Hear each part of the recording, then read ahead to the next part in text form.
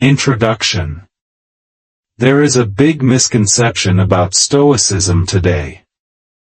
In modern language, the word Stoic is used to refer to an individual who is unemotional and indifferent to pleasure and pain. Well, this concept is nowhere close to the philosophical roots of Stoicism, which is a way of life created and designed by the wise men during the ancient times. Fortunately for us, Stoicism is slowly but surely being revived to enable the modern world to reap its multiple benefits. In the modern world, we are surrounded by the best conveniences and amenities that we human beings have ever had access to. And yet, so many of us are unhappy and continually searching for ways to be happy and to lead a meaningful life. So, how can Stoicism help you live a happy, meaningful life in today's stress-filled times?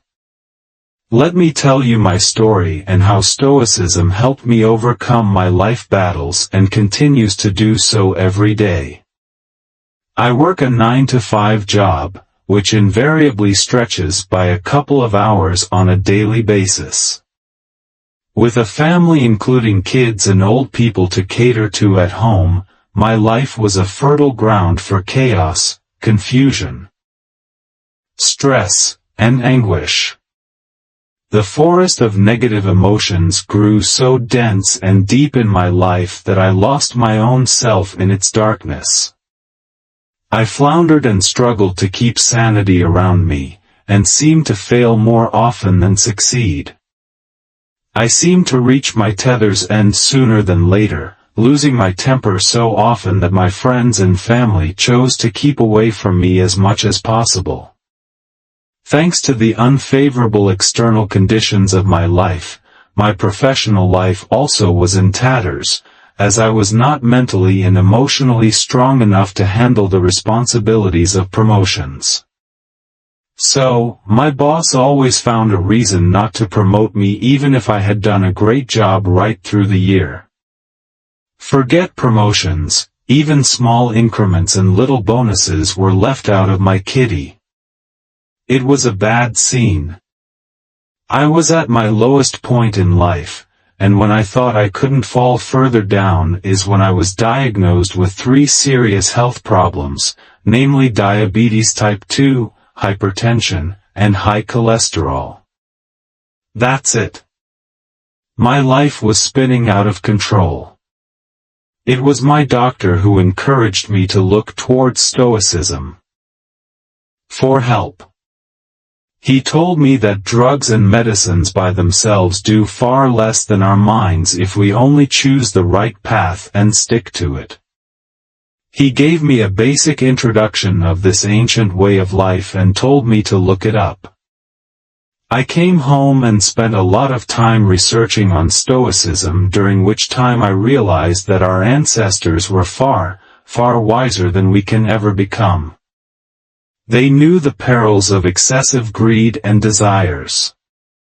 Our ancestors didn't need to experience the pain of excesses to realize they need to cut down and moderate desires.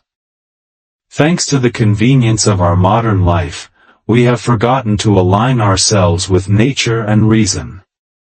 If a neighbor or colleague has got himself a swanky car, then our desire to match, or better, his acquisition gets so deep that we don't even realize we are falling into a bottomless pit. The purpose of Stoicism is to help you free yourself from desires and passions because they are the cause of our anguish and suffering. Stoics use reason and apathy to help us achieve this purpose. Apathy, in ancient times, was meant to perceive everything objectively and with clear judgment. Stoicism teaches you to have a passive response to external stimuli because maintaining equanimity in good and bad experiences depends on our reactions and behaviors and not on the external stimuli. So, the basis of Stoicism is to leverage your own ability for self-control and self-discipline to lead a stress-free, happy, and joyful life. Learning and practicing Stoicism helped me in many ways, including the following. I realized that all emotions and passions are internal to us. They come from within. If we realize this powerful truth, then it is possible to fight off the negative impacts of these crushing emotions and manage them better than before. I learned that honesty is truly the best way to lead a stress-free, fulfilling life. Trying to fill your life with facades and pretension simply adds to anxiety and stress as much as trying to be someone else because you think you are not good enough. Instead, embracing authenticity and being my own self helped me gain self-respect, which in turn earned me others' respect. Brutal honesty became the cornerstone of the positive change in my life. One of the biggest causes for worry in my pre-Stoic life was fear of failure. I was such a scared person that I couldn't bring myself to take up new challenges. When I realized this aspect of my personality, I could easily understand my boss' decision when she chose to overlook me for promotions. Stoicism taught me that there was life even after failures. I learned to look at failures as learning opportunities, which made me embrace them instead of running away from them. In fact, today, after learning and practicing Stoic principles for over 5 years, I realize that challenges goad me on to move forward instead of pushing me away. I learned to live in the moment. Stoicism taught me that most of my fears and anxieties were based on some thoughts related to my future or past life. I was so caught up regretting my past and worrying about my future that I had forgotten the present moment, which is the only thing under my control. Stoicism taught me valuable lessons on how to live in the moment and experience and engage with life fully. Now my life has really turned around. I am more in control of it than ever before. Additionally, I have learned to realize that life battles are never going to end. Daily battles should not stop you from living life every day and every moment joyfully and in a fulfilling way. And Stoicism is there to help you. Read on, and find out more about this engaging, practical, and easy-to-implement way of life that has been in existence since ancient times. Chapter 1. What is Stoicism? So, what is Stoicism? It is a school of philosophy from the times of the ancient Greeks and Romans. Stoicism is the foundation of many modern Western religions and cultures, including Christianity. Also, this ancient school of philosophy is believed to be the basis of the formation of multiple modern Western ideas and thoughts such as feminism, humanism, and cosmopolitanism. Socrates, one of the most famous ancient Greek philosophers, asked a pertinent question about human life: how can we lead a good life? Stoicism was one of the schools of philosophies among many others that were founded to answer this crucial question on human life. Stoicism deals with philosophical tenets and principles designed to help individual practitioners lead an emotionally resilient and meaningful life. The principles of Stoicism help to direct our thoughts and behaviors responsibly. In an unpredictable world. As unpredictability is a timeless aspect of human life, learning and practicing Stoicism can help you at all times. Stoicism was designed to help human beings handle emotions and resultant erratic behaviors. Stoics train themselves in the realm of fortitude and self-control, which helps them overcome destructive emotions. Stoics do not believe that emotions can be eliminated completely. They only try to minimize the irrational and negative impacts of erratic human feelings through self-control and self-discipline. Stoics believe in voluntarily abstaining from worldly pleasures to embrace asceticism in order to live a meaningful, happy life in the practical world. Asceticism does not translate to sacrificing everything to live in the forest. Stoics use voluntary abstinence to develop inner peace, clear judgment, and freedom from sufferings caused by undue and unreasonable desires and fears. It is important to note that Stoicism is not a religion or a set of ethics. Stoicism is a way of life that calls for continuous training and practice.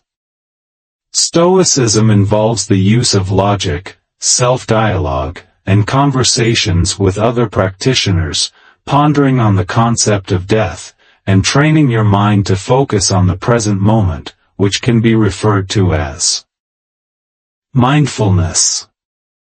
The most important aspect of Stoicism lies in the theory that human beings must align their lives with the divine reason of the universe. The Stoic philosophy is based on the fact that we have little or no control over the external aspects of our lives, whereas we have some amount of control over our own minds and own behaviors. Eventually, external circumstances matter a lot less than our responses to any given situation. The history of Stoicism. Zeno of Citium founded Stoicism around 301 BC.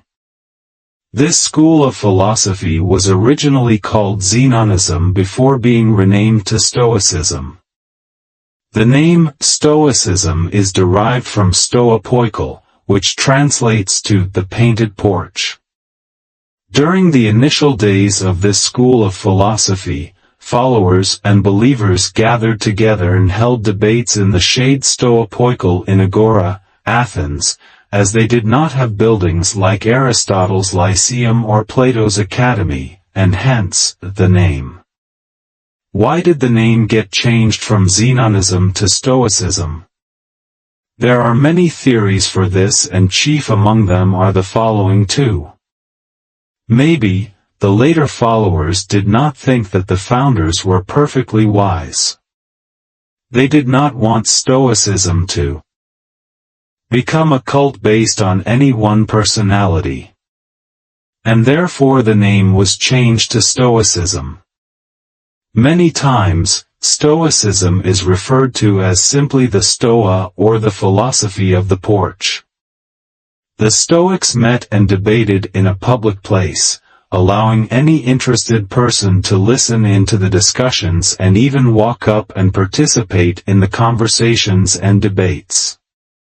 The founder Zeno of Citium was a student of Crates of Thebes, a powerful follower of Cynicism. Zeno toned down the extreme harshness in cynicism and included real-world practicality and moderation into Stoicism. Considering that Stoicism seemed to have been founded and established on the streets of Athens, it could be right to say that the principles were for the average, common citizens more than for the elite and aristocrats. And yet, Stoicism became an influential philosophical school in the ancient times with followers who came from a wide cross-section of the society ranging from slaves like Epictetus right up to emperors like Marcus Aurelius. Right from its birth around 300 BC until the 2nd century, Stoicism was a highly regarded and popular school of philosophy. It was practiced by the rich and the poor cutting across societal hierarchies. Everyone was drawn to its tenets that taught people how to lead a good life. Stoicism became one of the most influential schools of philosophy in the ancient Greco-Roman times. This school of philosophy produced many great thinkers and writers including Seneca the Younger, Cato the Younger, Panetius of Rhodes, Posidonius, Marcus Aurelius, and Epictetus. Historians and philosophers categorize the history of Stoicism into three periods, including the early Stoa. During the initial phases, Stoicism was seen as a movement that drew people back to nature, considering that it was against all kinds of societal taboos and superstitions. Zeno was succeeded by Cleanthes of Assos, who was followed by Chrysippus of Soli, one of the most influential thinkers in the history of Stoicism, and who was responsible for creating, designing, and molding Stoicism to what it has become today. He was the one who brought in the concept of a unified and interconnected account of the universe, use of formal logic, natural ethics, and materialistic physics. Although Stoicism focused primarily on ethics, the theories of logic were a big draw for philosophers who came later on. It is important to note here that Stoicism did not come out of nothing. The early Stoics were influenced by multiple schools of philosophies of ancient times. Stoicism borrowed ideas from Socrates, the Cynics, the Skeptics, and the Academics, Plato's school. The Middle Stoa. Stoicism was introduced to Rome during this period, and Cicero, an influential Roman thinker and philosopher, was sympathetic towards the school even though he was not an ardent follower. His writings are one of the major sources of information for the modern historians, as only very few writings from the early Stoa period have survived. The late Stoa. At this stage, Stoicism gained a large following from influential people in imperial Rome. Famous Stoics like Seneca the Younger, Gaius Musonius Rufus, Marcus Aurelius, and Epictetus were from this period. A significant portion of the writings and works of these people still survive. However, by the end of the 2nd century, its popularity waned as the society was taken over by Christian thoughts and ideas. And for nearly 2 millennia after that, Stoicism seemed to have been forgotten by the world. However, many people were influenced by Stoicism even if there was some amount of criticism towards it. The important historical figures influenced by Stoic principles even after its popularity waned include Thomas Aquinas, early Christian clergy, Thomas More, Giordano Bruno, and others. Additionally, in the 16th century, a Belgian humanist Justus Lipsius founded a syncretic movement called Neo-Stoicism, combining Stoic and Christian thoughts, ideas, and philosophies. Neo-Stoicism encouraged people to lead a good, moral life by not yielding to passions and emotions like greed, sorrow, fear, and joy. Instead, people must simply submit themselves to God. Thanks to some of the ancient documents that survived the ravages of time, the modern psychology and philosophy scholars were able to revive the interest in Stoicism. The surviving works and writings of Marcus Aurelius, Epictetus, and Seneca, who was an advisor and tutor to Emperor Nero, helped in reviving this ancient philosophical system. The cardinal virtues of Stoicism. One of the primary principles of Stoicism is referred to as the 4 cardinal virtues, which include justice, prudence, temperance, and fortitude. In modern language, these 4 words could be read as morality, justice, wisdom, prudence, moderation, temperance, and courage, fortitude. This concept of understanding the 4 cardinal elements mentioned above is believed to have been in existence from the days of Plato and Socrates, and the Stoics did borrow the idea from the ancient Greek and Roman philosophers. However, the The Stoics added new dimensions to the four cardinals of virtue and believed that everything in this world has to be done in harmony with nature and the universe. Before we go into what Stoics added to the existing four cardinal virtues, let us look at each of them in a bit of detail from a Stoical perspective. Justice. The Greek word for this virtue is dikaiosune, which does not really have a perfect synonym in English. The word justice is too narrow and shallow to include everything that Stoics cover in this cardinal virtue. Justice from a Stoic perspective does not refer only to the legal sense of the word but include everything morality. Stoics follow the principles of virtue in all their relationships with the people and the world around them. For example, your sense of piety towards your God or even a mother's love towards her children will have to be encompassed in morality. Morality or justice also includes benevolence, kindness, goodwill towards other people, etc., and other aspects of social justice that Stoics believe in deeply. Justice refers to the social and moral wisdom that we need to apply to our actions and behaviors with the rest of society. It is the knowledge of the fair distribution of value to everyone in society. The crucial subdivisions of justice included in Stoicism are good-heartedness, piety, fair dealing, and public-spiritedness. Prudence. Referred to as phronesis, prudence relates to the use of wisdom in the practical world. Prudence is a vital element of Stoicism and refers to the knowledge of knowing and discerning between the good, the bad, and the indifferent aspects of human life in society. Prudence is to know, understand, and appreciate the value of all the things in your life, practically and rationally. Prudence is the opposite of ignorance, which is the vice every Stoic strives hard to keep out of his or her life. In this sense, prudence is considered to be the most important virtue of Stoics.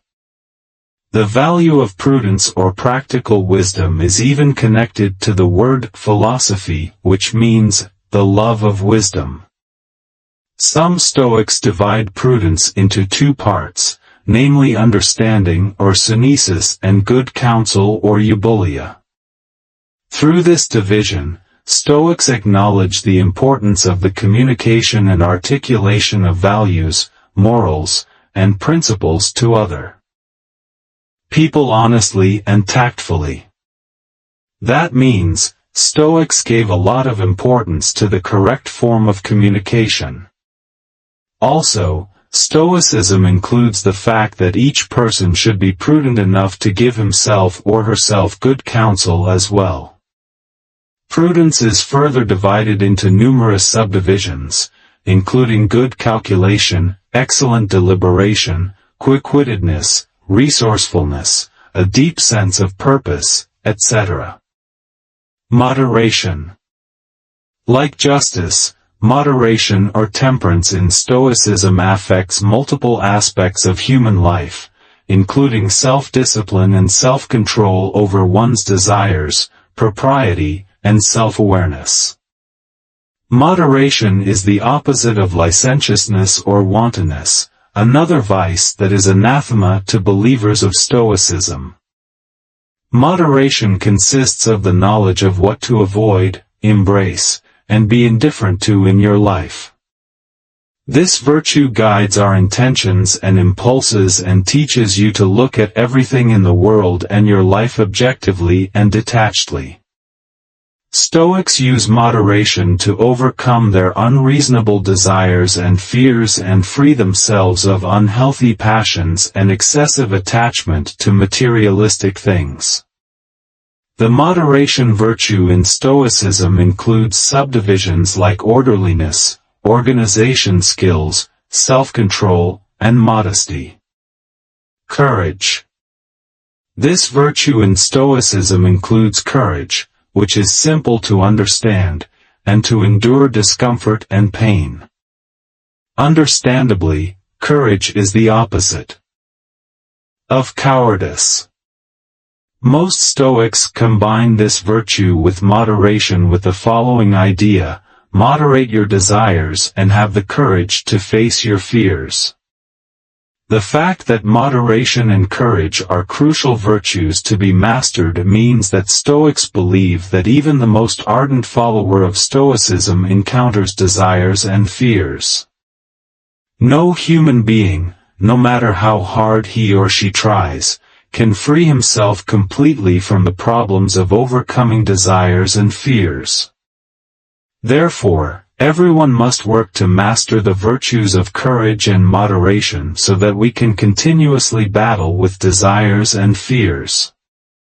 Courage, as per Stoicism, teaches you to discern between what is terrible, not terrible, and all other elements in between as well.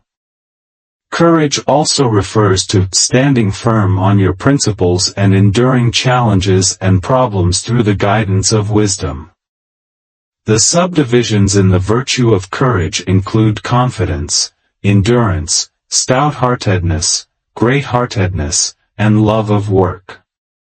Important beliefs and principles of Stoicism. Interestingly, Stoicism and Buddhism, the ancient religion founded in India by Gautama Buddha in around 500 BC, have a lot in common. One of the most striking similarities between the two philosophical thoughts is the ethical teaching that both offer. Just like the virtues of Stoicism, Buddhism talks of four noble truths, namely, 1. All life is suffering. 2. Desires are the cause of suffering. 3. Happiness can be achieved by eliminating desires. 4. Self-discipline and moral restraint help you eliminate desires from your life. Also, Stoics strongly believe in aligning themselves to the ways of nature using the four cardinal virtues, namely justice, prudence, courage, and moderation. Stoics strive to live in harmony with the divine power of the universe and by recognizing and acknowledging the essential value of everyone and everything in this vast universe. Even in those ancient days, Stoicism encouraged egalitarianism and also urged for slaves to be treated as equals. Stoics believed that everyone is a son of God, which echoes Socrates' proclamation that he is neither a Greek nor an Athenian but a citizen of the world. Stoicism is, perhaps, one of the earliest philosophies to preach and practice equality of all men and denied discrimination based on wealth and social rank. One of the tenets preached by Seneca the Younger, a Stoic from the 1st century AD, is in the realm of anger management. This timeless tenet holds that anger and outbursts of this negative emotion can be controlled by each of us. Seneca the Younger dedicated an entire book to anger management. He said that anger is caused by having overly unrealistic expectations that end in disappointment. Instead, Seneca the Younger urged people to take a more pessimistic attitude to help us mentally prepare ourselves for bad scenarios, which in turn can help us manage and temper our anger. Other tenets and beliefs of Stoic thought include logic and knowledge. Stoics assert the value and importance of knowledge and logic, both of which are attainable through reason and verification. The process of verifying the acquired knowledge can be done through discussions and debates with experts in the relevant field, the collective judgment of all of humankind, and the logical thoughts and ideas that form in our own minds. Stoicism holds that the human senses are continually receiving and collecting sensations that are passed into our minds and form impressions there. The human mind is capable of discerning between good, bad, and indifferent impressions and can reject or approve the false and true ones, respectively. This particular tenet of Stoicism was in stark contrast to Plato's idealism, which proposed that everything is sourced in the human mind, and all senses are illusory and erroneous. The Stoic egg. Stoicism has three parts to it, including logic, physics, and ethics, with ethics being the most crucial component. Ethics in Stoicism relates to how to live your life in the best way possible. But, living a good, ethical life needs the help of logic, understanding the powers and limitations of human capability, and physics, knowing how the world works. Let us look at these three components in a bit of detail. As per Stoic physics, the universe began with a primordial or cosmic fire. The entire world is made up of matter, and everything that happens in the world has a cause. The universe is organized based on logical, rational principles or logos. Some Stoics referred to this phenomenon of logos as God. The fact that nature is understandable through observation and rational thought is the primary reason as to why we can scientifically investigate nature and arrive at logical and rational conclusions. One of the most significant outcomes from the physics branch of Stoicism is the belief that we must live in accordance and aligned with nature, and the universe. Logic in Stoicism includes the concept of logic as we understand it in modern times, along with epistemology, or the theory of knowledge, rhetoric, psychology, and other social sciences.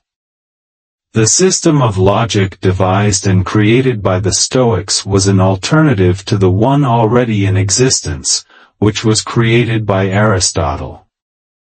However, Stoic logic remained forgotten until it was rediscovered when propositional logic was invented in the modern world. Propositional logic was already a part of Stoic logic. Like modern logicians, the ancient Stoics clearly distinguished between abstract and corporeal ideas. For example, they differentiated between material objects and intangible ideas like mathematical concepts. The logic in Stoicism taught them that anyone could learn by observation and reason, which is essential to separating false elements from true elements. Another modernistic and scientific outlook of the ancient Stoics in the realm of logic was the belief that knowledge can be obtained only through discussions and debates with experts of the relevant field. Stoic ethics is related to practical philosophy and is the most important of the three arms of Stoicism.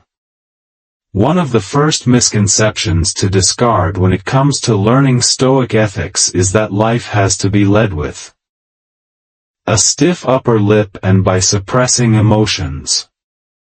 Stoicism is about redirecting the power of emotions to achieve inner peace and an equanimous attitude towards all life experiences. A Stoic learned to distance himself or herself from the enormous power of emotions like love, anger, grief, etc. This detachment empowered the person to see whether the experienced feelings are appropriate to a given situation or not, so that the individual knows if he or she needs to discard or cultivate the emotions. Stoics understood the importance of correct judgment and learned how to distinguish between eupathos or responding based on correct and objective judgment and propathos or impulsive/instinctive responses. Stoics believe that a good life defined as eudaimonia can be had if one chooses to cultivate good morals based on the four virtues, namely prudence, courage, temperance, and justice. Another crucial ethical idea behind Stoicism is the ability to distinguish between the preferred and dispreferred elements of life. For example, wealth, prosperity, hierarchical rank, etc. are dispreferred elements of life because they do not contribute to the ethical worth of an individual. Stoics believe that people can experience eudaimonia regardless of whether they are rich or poor, an emperor or a slave, sick or healthy. Some elements are useful in leading a good life, which are referred to as preferred, and those that come in the way of leading a good life are dispreferred. Stoics also clearly differentiate between things that are under our control and those that are not. For example, our thoughts, reactions, and responses to external stimuli, attitudes, etc. are under our control, whereas external stimuli and most other aspects of the universe are not under our control. The trick to being a successful Stoic is to focus on what is under your control. This attitude brings about inner peace because effectively, you are letting go of those things that are beyond your control. A true Stoic will not waste his or her time, energy, and other resources on uncontrollable elements of life. Instead, he or she will use these limited resources on controllable things to bring about positive changes and achieve inner peace. Stoics know, understand, and appreciate the fact that there is no sense in dwelling on things that they have no control over. Metaphysics in Stoicism. Metaphysically speaking, Stoics believe that the universe is a material thing, but it can also reason out and make things happen logically and practically. This power that reasons can be called nature or God is divided into two parts, the active and the passive.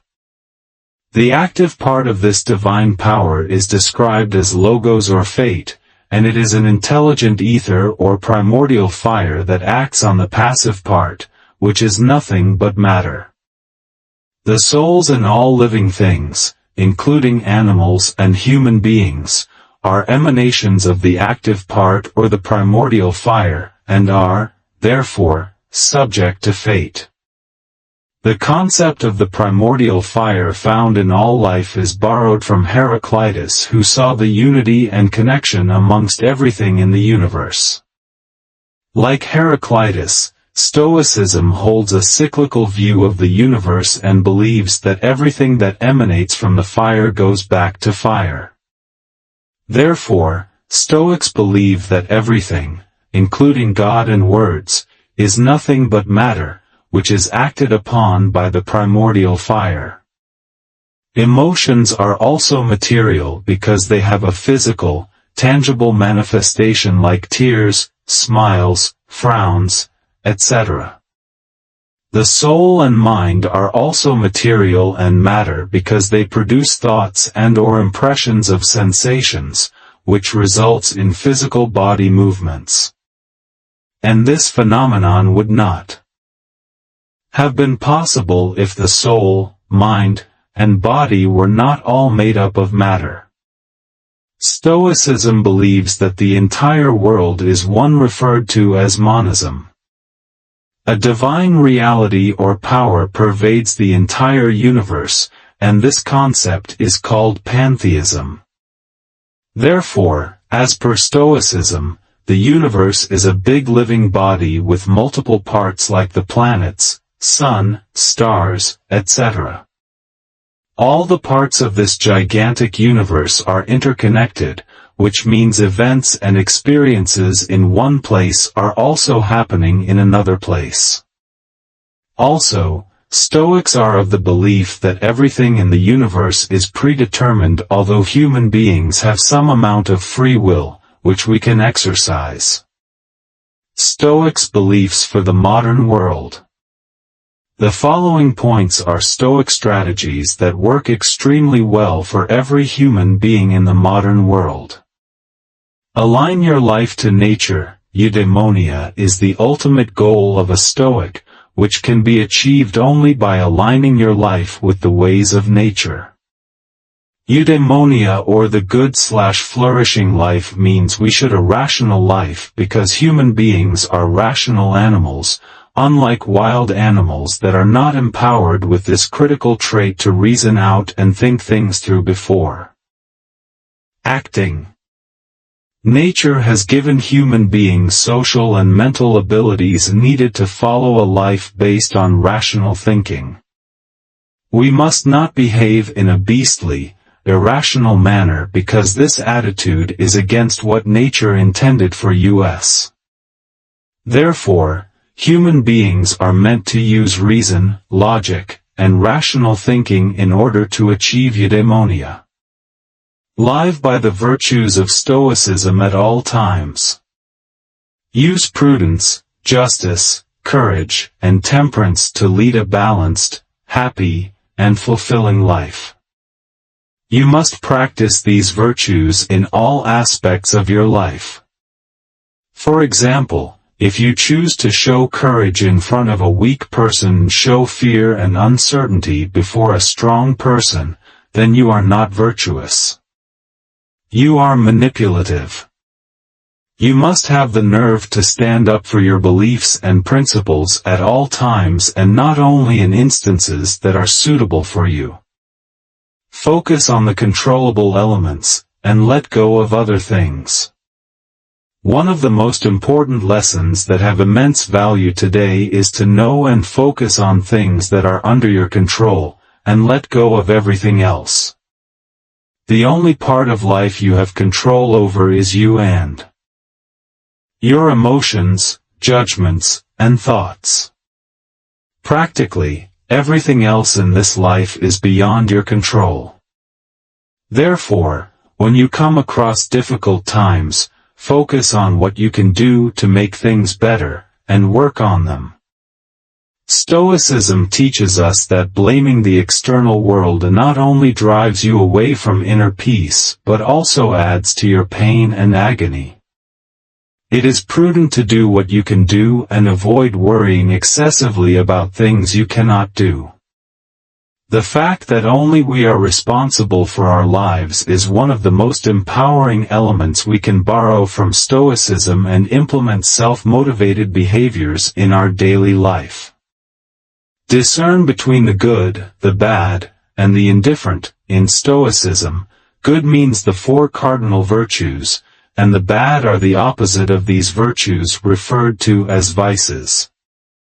Embrace the virtues, which contribute positively to eudaimonia, and discard the vices, contribute negatively to eudaimonia, which include indulgence, opposite of temperance, folly, opposite of wisdom, injustice, opposite of justice, and cowardice, opposite of courage. Indifferent things include everything else that falls between vices and virtues. For example, fame, reputation, wealth, health, life, death, etc. are all indifferent elements of life, because they do not contribute to eudaimonia. Unfortunately, in the modern world, most of us focus on the indifferent aspects of our lives like wealth and fame, and to achieve these indifferent things, we embrace and engage with vices. This attitude drives us increasingly further away from eudaimonia. It is crucial to remember that indifferent with respect to Stoicism is not about being cold. Indifferent only means that these things have been given to us by a higher power for some specific purpose, and it makes no difference to your ability to achieve eudaimonia whether you have them or not. However, you can love them the same way you love and embrace virtues. Indifferent means that even when you don't have access to wealth, fame, etc., you can live a meaningful and fulfilling life. Take action. Stoicism does not preach or practice the perspective of the lazy arguing person. Don't argue for the sake of arguing or avoiding work or action.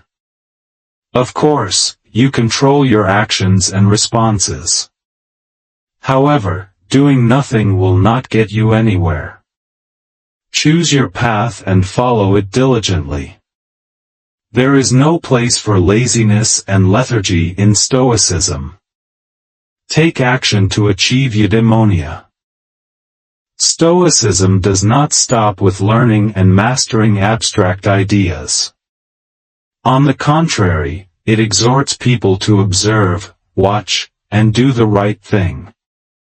Preempt misfortunes and prepare for them. Stoics are not pessimistic. They are practical people. Regardless of the difficulty involved in a task, they choose to stay and fight. However, they don't fight blindly or in any foolhardy way. They choose to preempt misfortunes and challenges that are likely to hit them and prepare themselves to tackle potential problems. It's like vaccinating yourself against diseases so that you are ready for battle when the time comes. Called negative visualization by William Irvine, one of the pioneers of the revival of Stoicism in modern times, this attitude is all about arming yourself. Forewarned is forearmed could well be a Stoic-based cliché. The trick is keeping the imagined potential problems as indifferent elements because regardless of the challenges you are going ahead with your plan. Preempting challenges gives you an opportunity to create backup plans. Seneca said that a wise man encounters little or nothing that he has not expected. We would call a person who wants to face difficulties in life as crazy, right? In the same way, a person who wants a life without any difficulty is also crazy. Therefore, challenges will come, and Stoicism tells you to prepare for them and face them bravely. Know and accept that outcomes are beyond your control. Taking action, responding after thinking objectively, and keeping a check on your behaviors are all under your control. However, if you do something focusing on all these elements, and still, the results are not as per expectations, know that outcomes are also beyond your control. You can only do what you can control, and outcomes are outside the purview of your accountability. This attitude helps you manage good and bad outcomes with equanimity. You will find yourself becoming increasingly resilient to failures and indifferent to successes because you will slowly but surely realize that only your actions are under your control, and even the outcomes of those actions are not yours. Embrace everything in your life. Epictetus said, "Don't run after the things you love. Instead, love the things that come and happen to you." Listening to this sound advice will ensure your life is smooth and happy. For example, suppose something you wished for did not happen. What is easy to change? What has happened or your own opinion about the event? The latter, obviously, because that is what is under your control. This approach is the first step to building a positive attitude in life.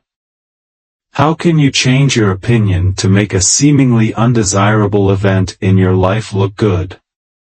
All you need to do is look for the positive aspects of that event, and your perspective is bound to change too. Convert all challenges into opportunities. Perception is the key element for this to happen. Look at any obstacle, imaginary or real, and see how you can use it as an opportunity. For example, if you have lost your job, then it is an opportunity to upskill yourself or do the thing you have been putting off because of lack of time and energy. See, you embrace and love everything happening in your life because you choose to look at challenges as opportunities. Build mindfulness. Remember the commonalities between Stoicism and Buddhism? Well, mindfulness is another common element between these two ways of life. Being mindful of every little action you take and thought you empowers you with profound enlightenment on the ways of the world. You build self-awareness, which, in turn, helps you change your behavior for increasingly positive outcomes. How to build mindfulness. A simple example is like this. The next time you experience a powerful emotion, step outside, and engage fully with the emotion. 1. What are you feeling? 2. Can you label the emotion? 3. What triggered the feeling? 4. What are the physical sensations? 5. What are the other thoughts running in your head? When you focus on answering these questions, you'll find yourself becoming detached from the emotion, and you are able to view it objectively. It does not mean you are not feeling the emotion. In fact, mindfulness includes feeling the emotion and pain and joy that come with it. Mindfulness is about being acutely aware of everything that is happening to you in that particular instant. Mindfulness empowers you to alter your behavior rationally and for the good of everyone concerned, including, and especially, yourself. Therefore, Stoicism was developed and designed to teach its followers how to lead a good life based on love, compassion, and concern for others. This attitude includes not only close family and friends but extends to the world at large so that everyone and everything in this universe can live a fulfilling, meaningful life. The overall welfare of the entire humankind was the basis for the founding of Stoicism, and its rational, logical, and ethical beliefs. Impact of Stoicism in the modern world. In the 1970s, Stoicism started on its revival path, regaining the ancient popularity and value as multiple Stoic principles began to be used in cognitive behavioral therapy, or CBT, and logotherapy. Moreover, authors like Ryan Holiday and William Irvine wrote many books on Stoicism and spread the power of this philosophical thought across the world. Additionally, modern Stoicism finds a lot of similarities with modern approaches of other ancient schools of philosophy like Buddhism, humanism, determinism, etc. The crucial question is Stoicism relevant today? The answer is a resounding yes. Stoicism imparts life skills and life lessons without directly referring to the event or experience. Stoicism teaches you how to manage and overcome life struggles like failures, despair over the loss of a loved one, etc. It teaches you how to handle crippling and negative emotions, such as anger, sadness, resentment, jealousy, greed, etc. Modern life empowers us to work hard and become rich, successful, and famous. However, it does little or nothing to tell us how to deal with grassroots problems of life. For example, look at the older generation in your life. Quite likely, most of them have earned a lot of money and have big, beautiful houses hosting regular, lavish parties. However, if you look closely, few of them are actually happy. Most of us are so caught up trying to lead a successful life that we have forgotten to lead a happy life. We have lost touch with humanity, which makes us live against what nature ordained for us. As we progress in life, we need to focus on things that make us happy, not rich or famous. And for this, we must build a strong character for which Stoicism is the perfect platform. Stoicism teaches you to become a practicing philosopher, unlike the many people who go around preaching philosophy and practicing nothing in their daily lives. Philosophy translates into lover of wisdom. Therefore, when you learn a practical school of philosophy like Stoicism, you tend to pick one good habit each day, making you wiser than the previous day. Or at least, you feel compelled to practice the good habit. Learn so that you are on your way to becoming a wiser person than before. Stoicism helps you do just that. Practice the 4 virtues, discard the 4 vices, and look at everything else with an embracing but ready to let go attitude so that you find more meaning and fulfillment in your life than before. The 4 cardinal virtues will be your master right through your life. Chapter 2, Stoic Philosophers 101. Historians and philosophers divide the history of Stoicism into 3 main phases, namely 1. The early Stoa. 2. The middle Stoa. 3. The later Stoa. We have touched on these phases lightly in Chapter 1. Let us look at them in a bit more detail here along with the main philosophers who contributed to each phase. The early Stoa. Typically, the early Stoa consists of the period from the founding of Stoicism until Antipater. Some of the most influential Stoics from this period include Zeno of Citium, 332 to 262 BC. As you already by now, Zeno of Citium was the founder of Stoicism and the Stoic Academy, Stoa, in Athens. His life story and the discovery of Stoicism is almost legendary. Before taking the plunge into philosophy, Zeno was a merchant. Once while on a voyage between Phoenicia and Piraeus, his ship sank and he lost all his cargo and valuables. He finally ended up in Athens after this disaster. While browsing through a bookstore, Zeno was introduced to and learned about Socrates' philosophy.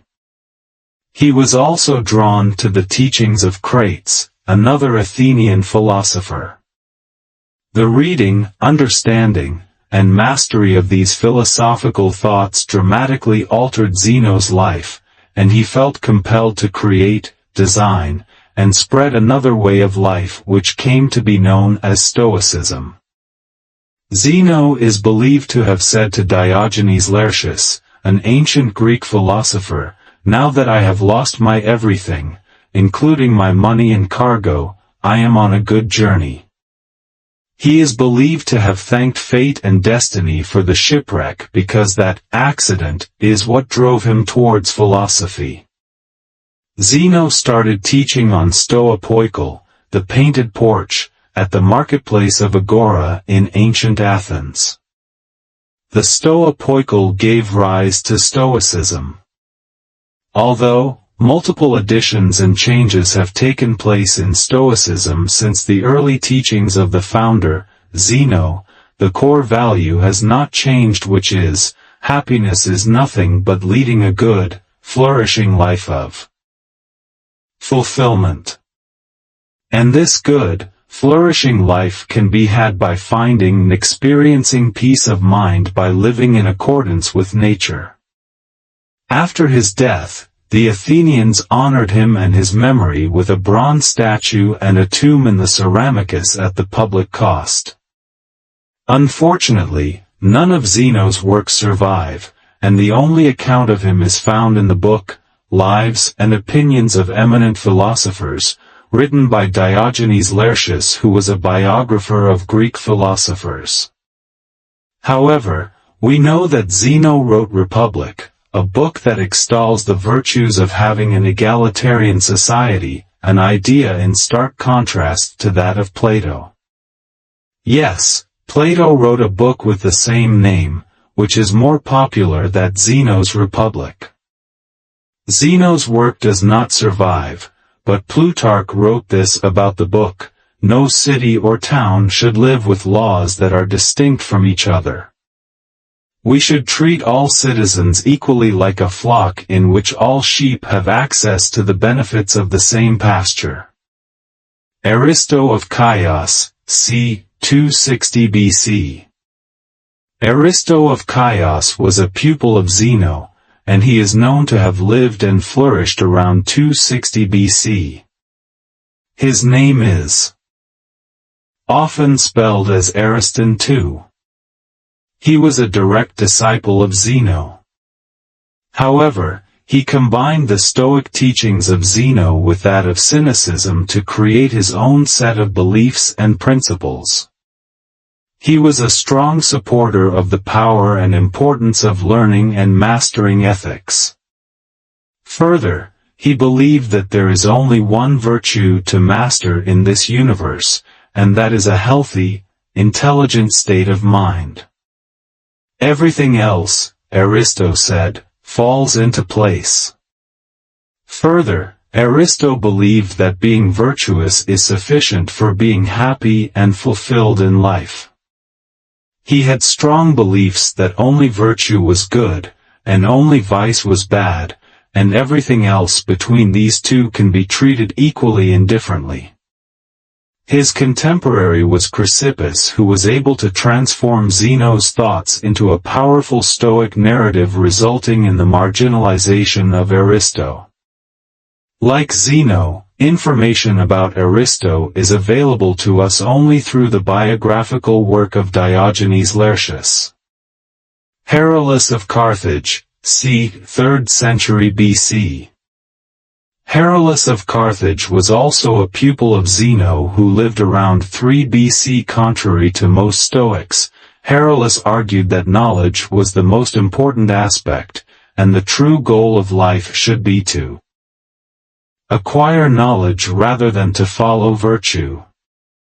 He also divided the pursuit of happiness and fulfillment through 2 parallel, unconnected paths. Heraclius believed that only scholars and wise men could attain scientific and scholarly knowledge. The second lesser goal of leading a fulfilling life, including performing one's familial and social duties, can be achieved by even those who are not wise. His contemporary Stoics argued contrarily and said that virtue or moral wisdom is the only goal. This moral wisdom lies in working towards and committing oneself to the welfare of other people in society and the world at large. Therefore, Heraclius was seen as being skewed towards Aristotelian or academician's perspective and was also considered as the extreme opposite of Aristo's stand. Cleanthes of Assos, 330–232 BC.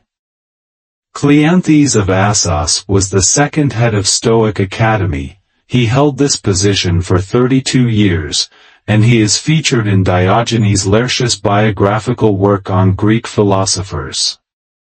He was born in 331–330 BC in Asia Minor and came to Athens in around 281–280 BC. He held the position of the head of the Stoic Academy from the time he took over the job from Zeno until his death in 230–229 BC. Born in Assos, Cleanthes was a boxer who came to Athens with just 4 drachmae in his pocket to study philosophy. When he came to Athens to study philosophy, he did not have enough funds. To support his education, Cleanthes of Assos was a water carrier at night. In fact, he was summoned by the court, as no one thought it possible to work so hard and do tough philosophical lessons during the day. However, the court was so impressed with his intensity for hard work and commitment that they let him go and even offered to pay for his studies. However, Zeno told him not to take charity. As per Diogenes Laertius, Cleanthes used to attend Crates the Cynics classes before being introduced to Zeno's philosophy. Cleanthes' biggest opponent was Aristo of Chios. Cleanthes argued strongly in favor of the importance of physics and logic as much as ethics compared to Aristo, who held that ethics is the only important aspect of Stoicism. In fact, it is the insistence of Cleanthes that Stoicism today holds physics, logic, and ethics with equal importance, even if ethics has a slightly higher place in the philosophical hierarchy of Stoicism. Cleanthes also defended Zenus Stoicism against skepticism. Cleanthes was an excellent author and is known for 4 books containing his interpretation of Heraclitus' works and beliefs. Heraclitus' idea was aligned with Zeno's way of natural philosophy. Additionally, Cleanthes authored interpretative works on ancient myth and poetry that supported Zeno's thoughts and ideas. Parts of his philosophical poetry still survive and include a few lines from Hymn to Zeus and a few lines of the topic of destiny/fate. He is also known to have written about physics, the concept of God, and cosmology. His works are referred to in many of the surviving works of the ancient Greek philosophers.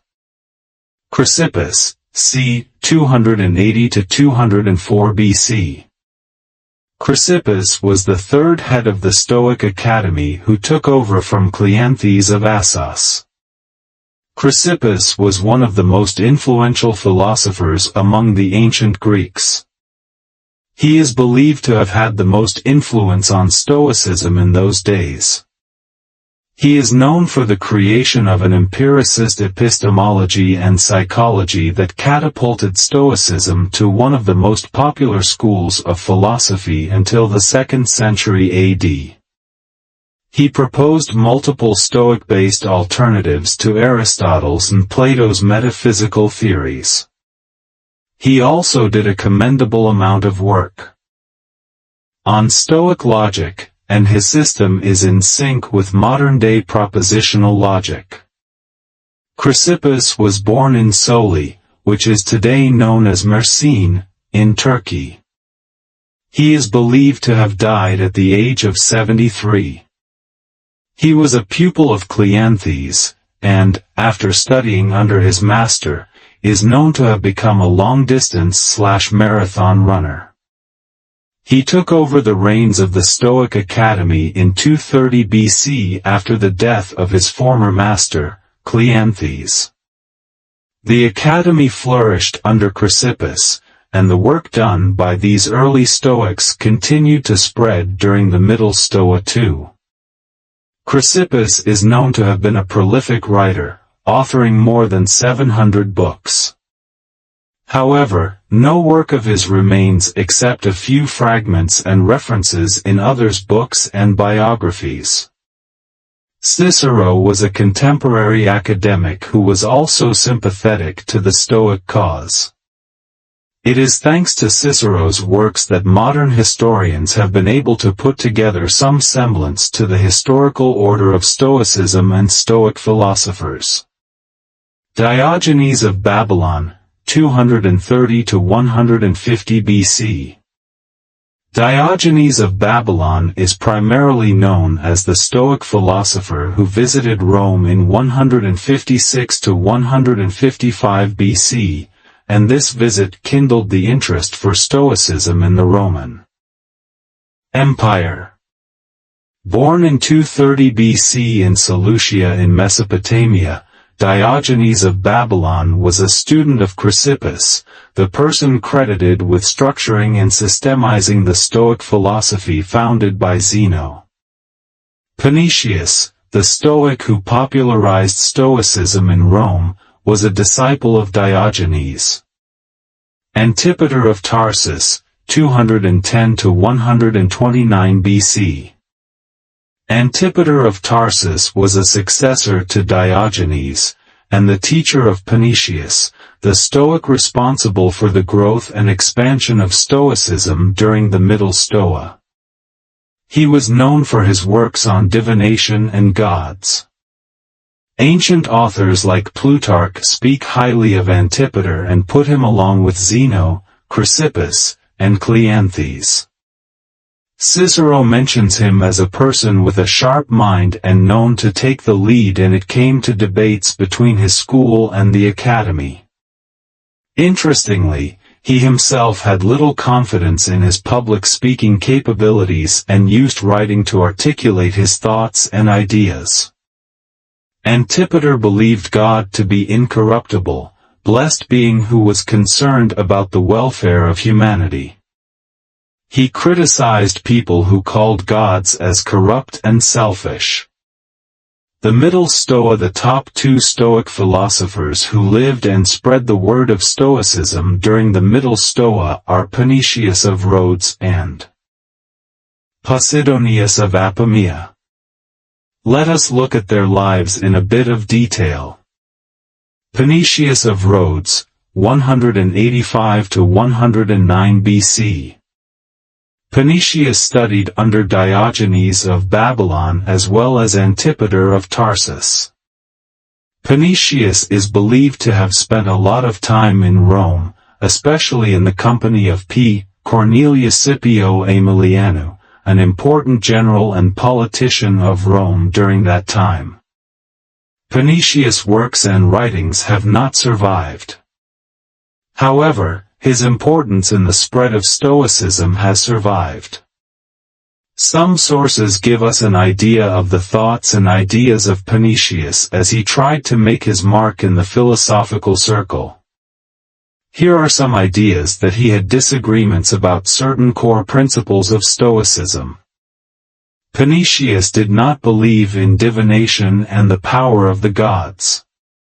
He did not agree to the idea that the universe starts and ends in the primordial fire. He proposed that the universe was everlasting. He also maintained that virtue was not enough to achieve eudaimonia. Some amount of wealth, health, and strength were needed to live a happy, meaningful, and fulfilling life. He also divided virtues into two classes, the contemplative and the practical. The above ideas, especially the last one, made his contemporary Stoics who believed in and followed the conventional form of Stoicism uneasy and uncomfortable. Also, these ideas of Panicius illustrated that he wanted to add more Aristotelian and Platonic concepts into Stoicism. Multiple resources from the ancient times attest this desire of Panicius. Cicero works also referenced Panicius, calling him a highly learned scholar. In fact, Cicero's first two books, on duties, are based on ideas and thoughts borrowed from Panicius on duty. 3 points discussed by Cicero are specifically connected to Panicius' ideas. A person who wants to donate or give in charity must choose his beneficiary sensibly and prudently. You must help those people more who are in closer natural relationship to you than those who are not in close relationship to you. Based on this concept, Cicero, using Panicius' ideas, develops a natural relationship hierarchy. The closest relationship is through marriage, and the remotest one is through a shared sense of humanity. Everything else fits in between these two extremes. The next point of Cicero has to do with temperance. Once you have identified the conventional Stoic form of temperance, you must also include your role driven by your natural talents and the display of this virtue in addition to the common, shared humanity connection. Like Panicius, Cicero argues that temperance should be displayed in accordance with a given circumstance or situation. The third point of importance given to Panicius is the spread of Stoicism outside the Hellenic walls. Interestingly, his student Posidonius of Apamea attracted new pupils to Rhodes, and not to Athens for advanced study in Stoicism. With Panicius' efforts, Stoicism was taught and practiced all across the Mediterranean and was not confined to Athens. Posidonius of Apamea, c. 135 BC, 51 BC. Posidonius of Apamea was Panetius' disciple who was as willing as his master to incorporate Aristotelian and Platonic ideas into Stoicism. Together with Panetius, Posidonius infused a fresh of breath air into Stoic philosophy, and both are credited with popularizing and epitomizing Stoic principles during the Middle Stoa. The Middle Stoa philosophy stands at the cusp of early Greek Stoicism and later Roman Stoicism. However, most historians believe that this period did not have much by way of uniqueness because three ancient Greek Stoics and their ideas were still flourishing. Yet, this period stands out because of the ideas of Panetius and Posidonius that were distinctly different from the other Stoic philosophers during that time. In fact, the two people's efforts at syncretizing great ideas to produce an even better outcome started a trend of such syncretic efforts as typified by Antiochus of Ascalon in the 1st century AD, Hecatto of Rhodes, c. 100 BC. The reason why Hecatto of Rhodes comes in this list of prominent Stoic philosophers is the fact his name keeps coming up in many of Seneca's works. Also, he was a disciple of Panetius. The largest number of quotations in Seneca's works are from Hecatto of Rhodes.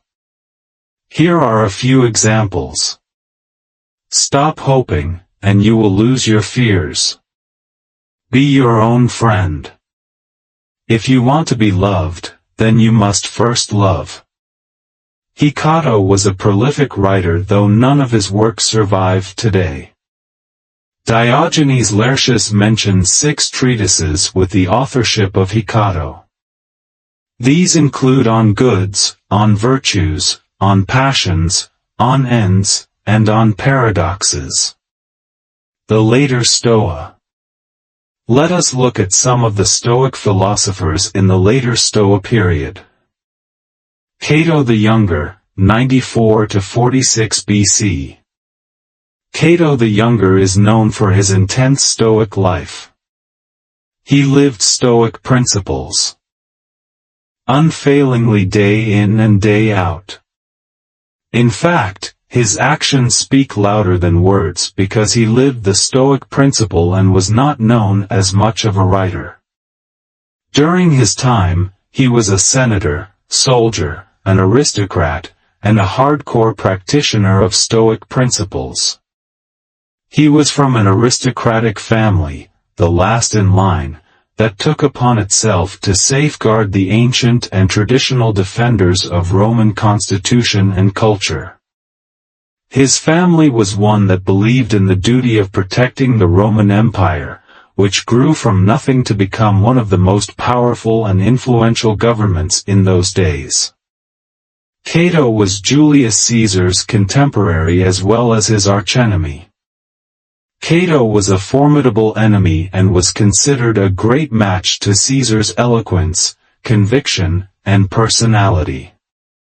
Cato the Younger was known for his dawn to dusk speech in front of the powerful Roman Senate and also for a 30-day trek he did on foot in the deserts of North Africa. When the Roman Empire fell, Cato was the last man standing.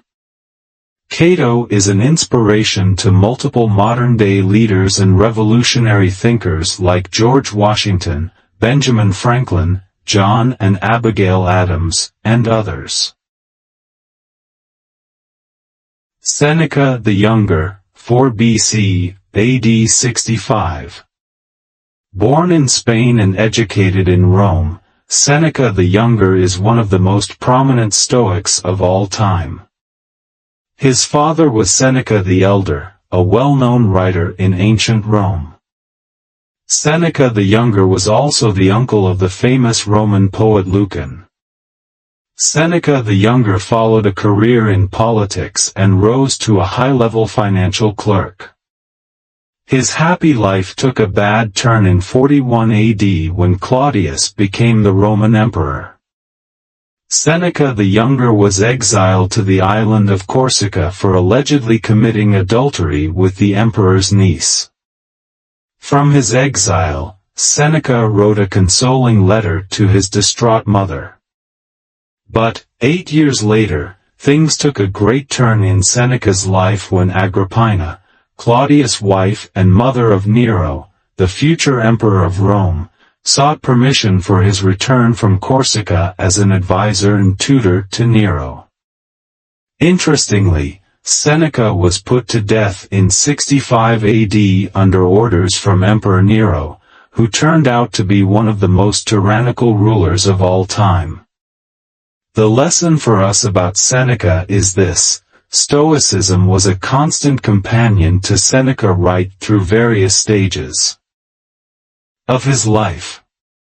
Seneca was introduced to Stoicism by Attalus, a Stoic philosopher who was a teacher to young Seneca.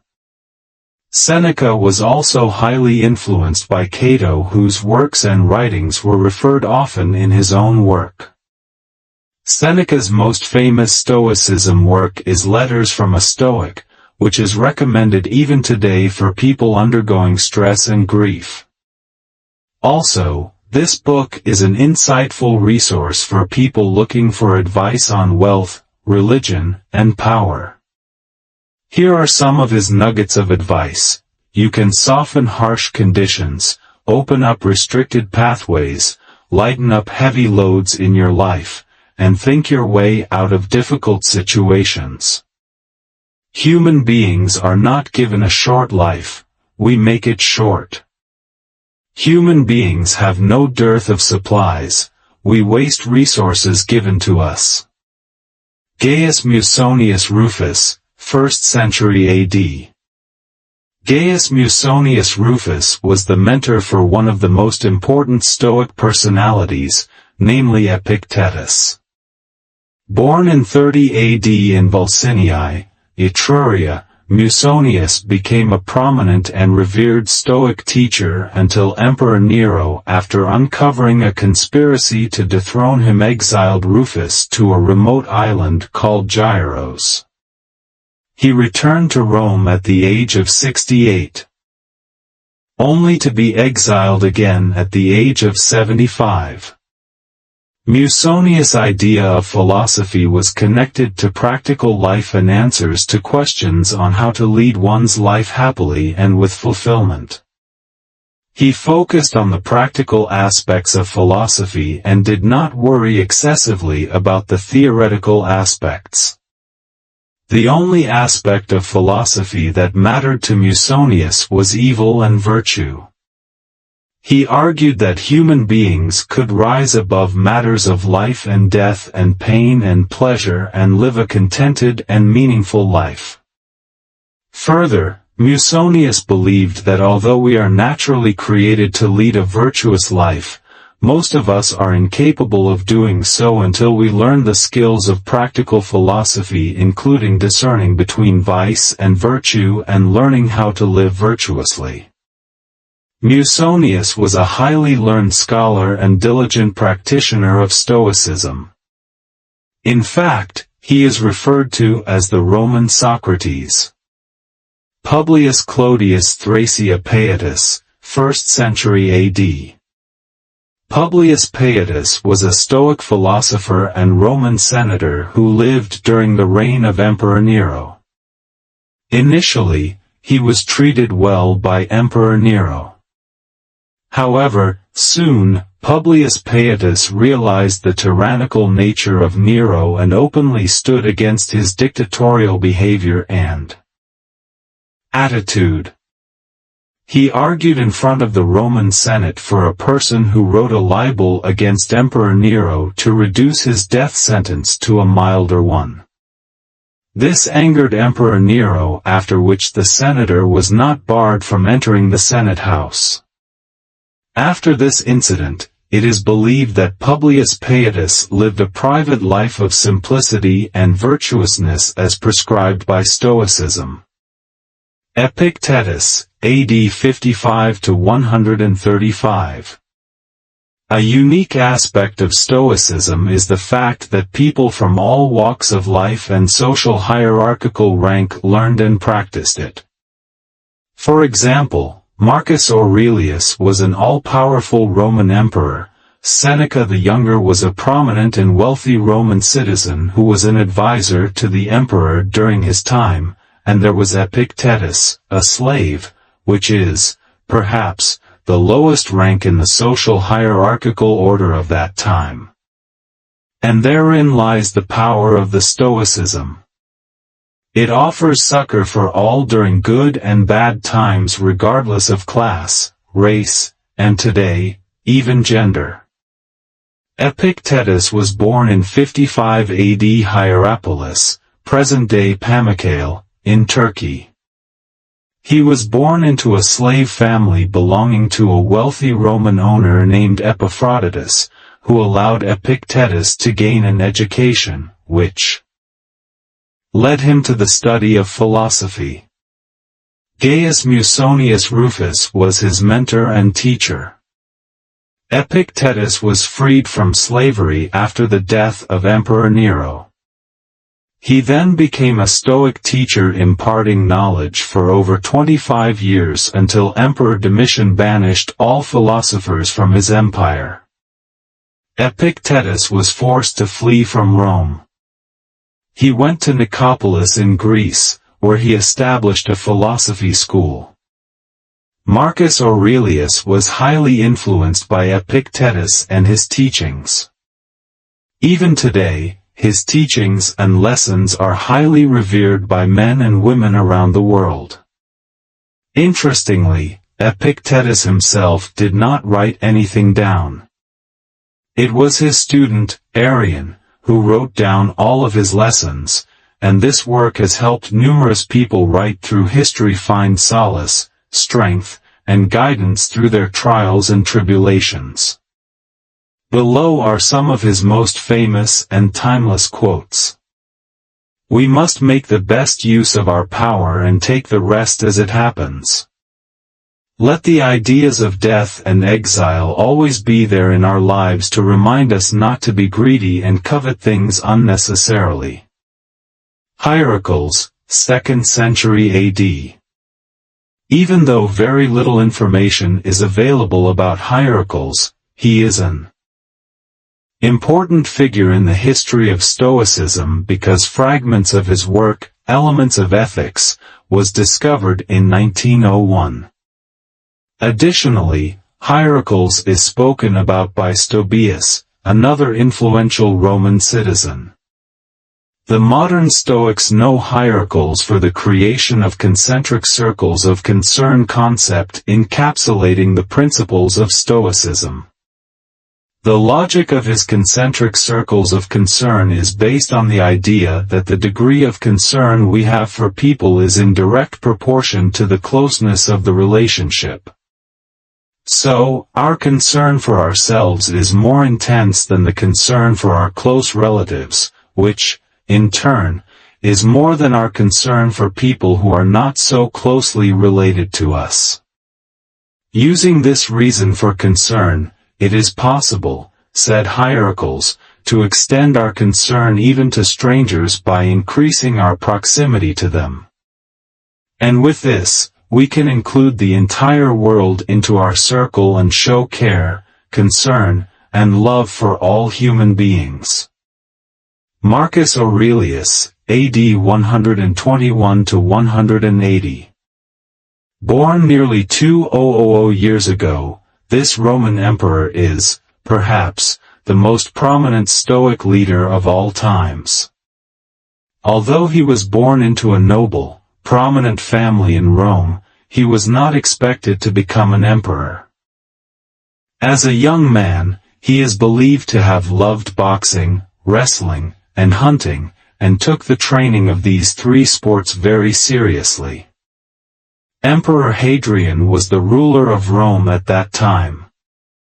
As he was childless, he adopted Antoninus as his successor. Antoninus was also childless, and as per Hadrian's condition, was to adopt Marcus Aurelius as his successor.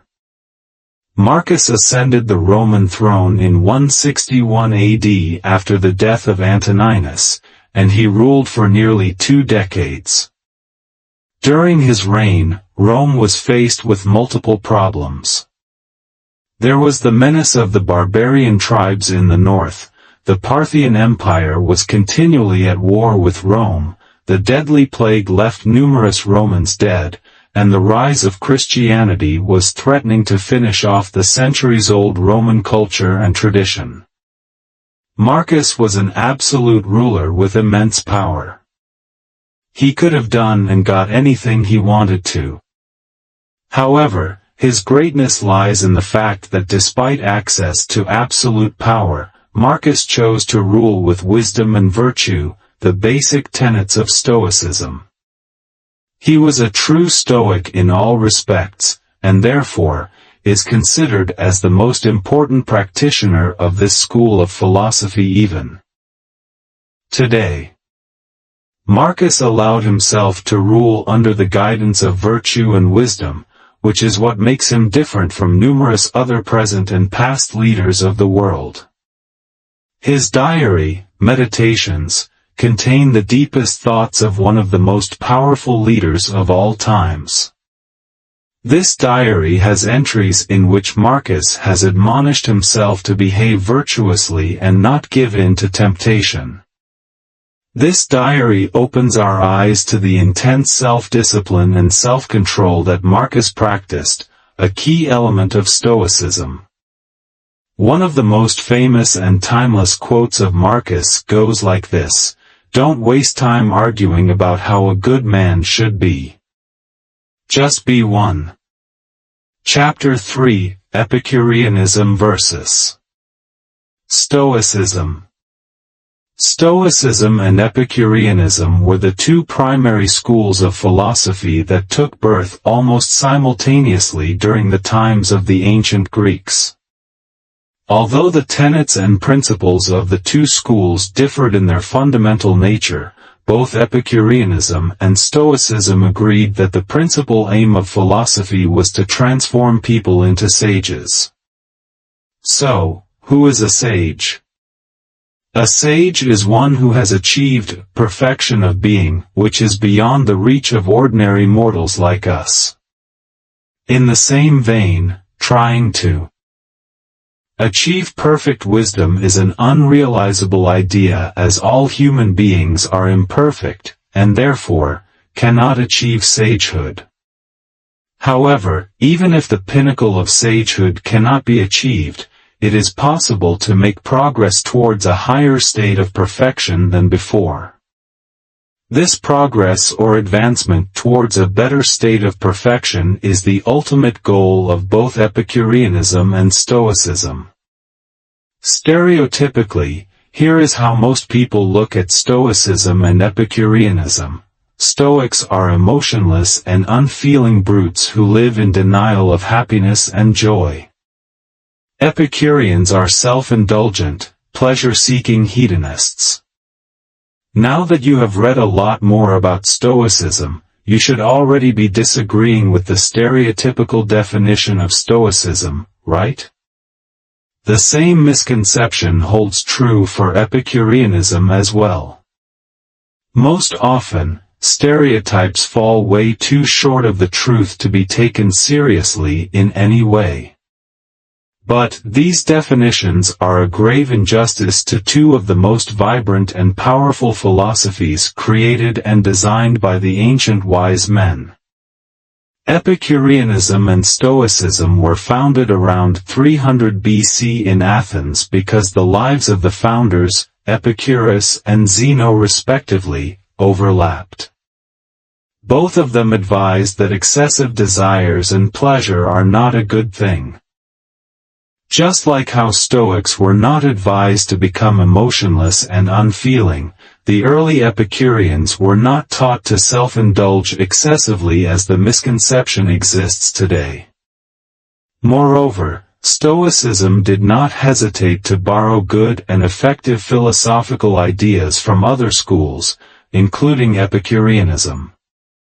For example, Seneca the Younger did write a strong critique against some of the tenets of Epicureanism in his book, Letter from a Stoic. However, you can find numerous works in which he has praised and quoted some of the tenets and principles of Epicureanism. A crucial element that differentiates true seekers of wisdom from fundamentalists is that true seekers are fine with embracing all things that make sense and are worthy of learning. On the other hand, fundamentalists get so carried away with their own school of thought that they believe that everything outside of it is unworthy. Seneca the Younger was a true seeker of wisdom, and he was willing to incorporate elements from other schools of thought providing he was convinced of its value. Let us look deeply into these two systems of philosophies and how they are different and similar too. What is Epicureanism? Epicureanism is a philosophy that considers pleasure as the highest good. However, before reading too much into the word pleasure in this context, let us understand more about Epicureanism. Epicurus, the founder of this school of philosophy, realized that human beings are miserable because we desire things that are not needed for happiness and peace of mind. Therefore, if we could learn and practice the art of desiring only those elements of life that are necessary and natural, then we need not be miserable. Epicurus thought that we could bathe in the simple joy of being by ensuring our basic needs are satisfied. An Epicurean sage is one who can enjoy the sheer pleasure of being by simply getting his basic needs like food, clothing, shelter, etc. met. In fact, such a sage could rival the happiness of the gods. This school of philosophy believes that nature has designed us in such a way that achieving certain goals and purposes in our life brings us happiness, and therefore, it is natural to seek these goals in life. Epicurus believed that even reason teaches us that pain is bad and pleasure is good, and therefore, seeking pleasure cannot be a bad thing. However, it is important to balance this seeking. Attitude as overindulgence leads to pain too. Epicureanism teaches you to avoid this kind of pain too, and to do this, Epicurus divided pleasure into three types, including 1. Natural and necessary. 2. Natural and not necessary. 3. Not natural and not necessary. Of these three categories, Epicureans are allowed to seek only the first type, namely the natural and necessary one. These kinds of pleasures are easy to obtain, and they are sufficient for peace of mind, which is the ultimate goal of Epicureanism. Examples of natural and necessary pleasures are having enough to eat and drink, a good home for shelter, and friends and family for social interaction. Most other things of pleasure fall into the second and third category, which brings pain, and therefore, should be avoided. For example, seeking sexual pleasure, having children, or being popular are natural but not necessary. Therefore, it is better to avoid running after these elements excessively so as to keep your life simple, thereby avoiding suffering. The third category of pleasure is to be completely avoided, and this core Epicurean belief is sufficient to discard the myth connecting this school of philosophy to hedonism and self-indulgence. Unnatural and unnecessary pleasures. Like the use of alcohol, seeking excessive sexual pleasures, etc., are to be avoided completely. Epicurus warned his followers that a person who is not satisfied with little would not be satisfied with anything. Additionally, Epicurus divided pleasure into two different types, including static and moving. Moving pleasures are those that involve the process of satisfying a desire. For example, having a meal to satiate your hunger is a moving pleasure. Static pleasures are those experiences that come from the feeling of having your desires satiated. For example, feeling satiated after a meal is a static pleasure. According to Epicurus, static pleasures are better as there is no need or want during the experience. Also, Epicureanism differentiates between mental and physical pleasures and pains. This school of philosophy argues that anxieties and uncertainty about the future and fear of death and gods are the biggest obstacles to achieving happiness. It is important to get rid of anxiety and fear to be happy. Gods and Epicureanism. Epicurus believed that gods existed. However, he said that they did not care for or were even unaware of the existence and problems of humankind. In fact, he believed that the gods did not want to interfere with the lives and problems of humankind because it could lead to the compromise of their own characteristic tranquil and happy nature. Therefore, human beings should try and achieve the supreme happiness and peace of mind that gods enjoy instead of fearing them.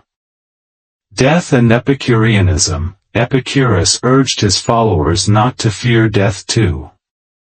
Here are some pointers for this belief.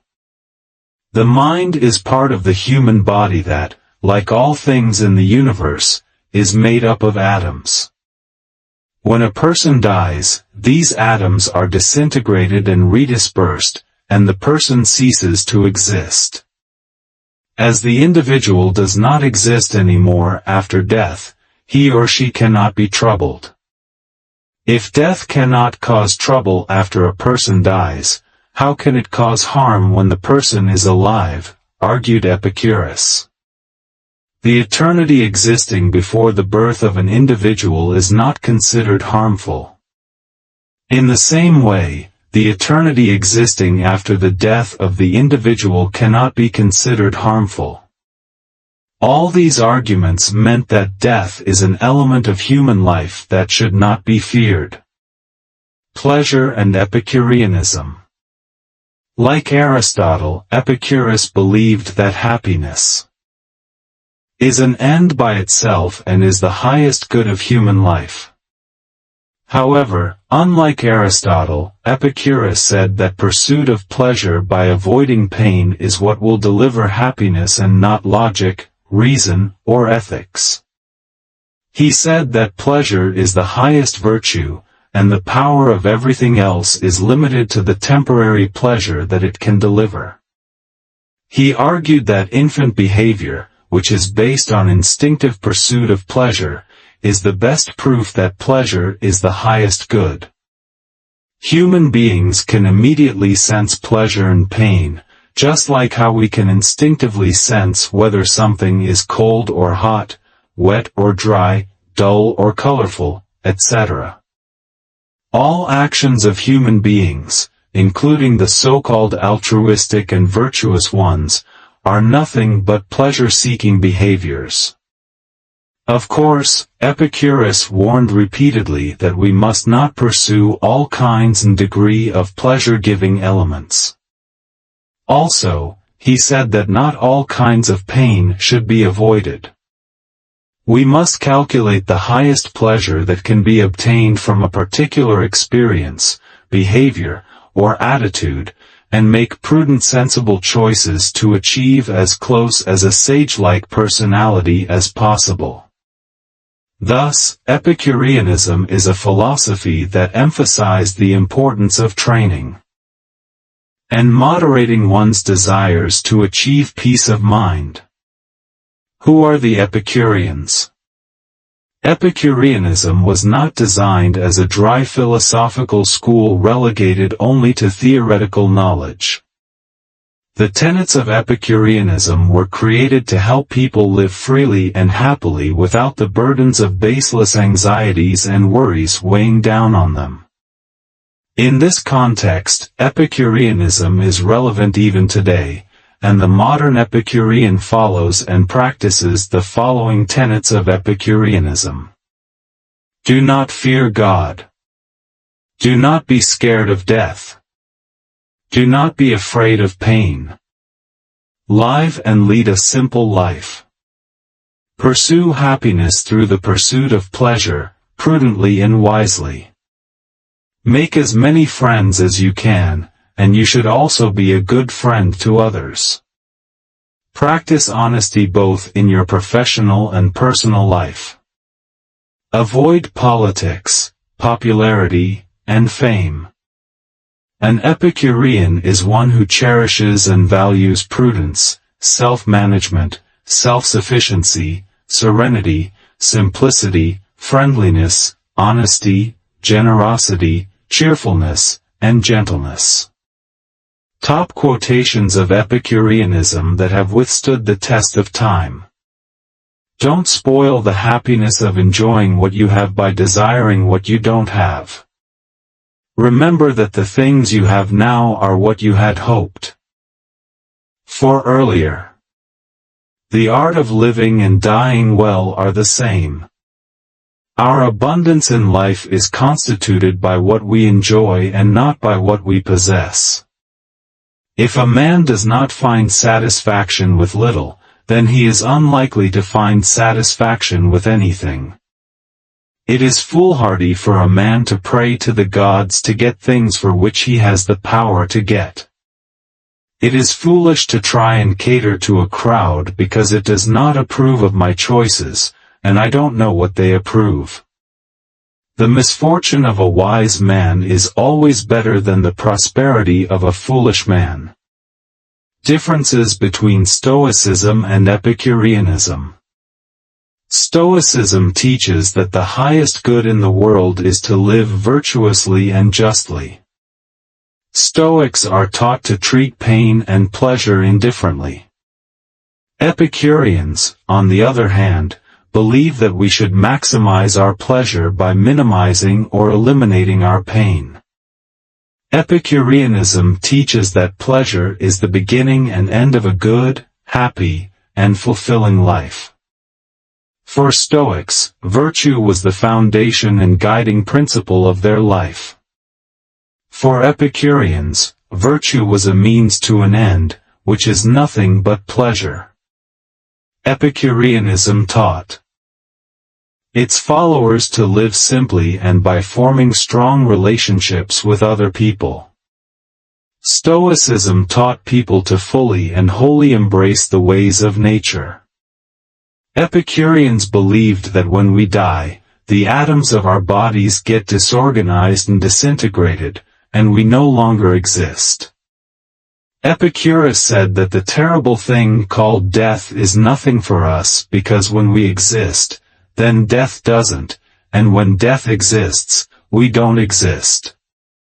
Therefore, Epicureanism taught that by giving up the fear of death, gods, and divination, we could live without anxiety, which in turn helps us maximize the pleasure of life.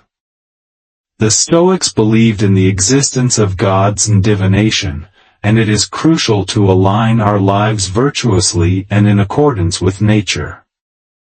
Epictetus, the famous Stoic philosopher, said, "We are all small appendages of Zeus, the god of gods, and who are we as appendages to question the plans of nature and God?"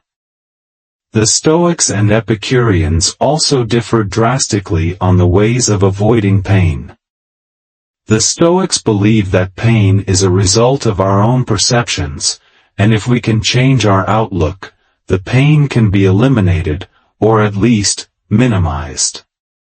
For example, the Stoics believe that we have the power to choose or not choose to suffer if something bad happened to us. So, while pain is inevitable, suffering is a choice each of us makes based on our perceptions. Epicureans believe that we can avoid pain and suffering by overcoming the fear of death and gods. Also, according to Epicureanism, pain can be avoided by not desiring things that are unnatural and unnecessary. It is possible to find happiness and peace of mind if you live simply and create strong bonds of friendships with people you can trust. Epicureans believe in the concept of living hidden, which means to live away from public life, by avoiding complex desires, and by staying close to your home. The Stoics do not believe in staying away from public life or withdrawing from society in any way. In fact, Stoics believe that all of us have an obligation to society, and public life can exist only when everyone participates in it. A Stoic strongly believes that everyone has a role to play in society, and he or she has to fulfill regardless of how small or humble the role may appear.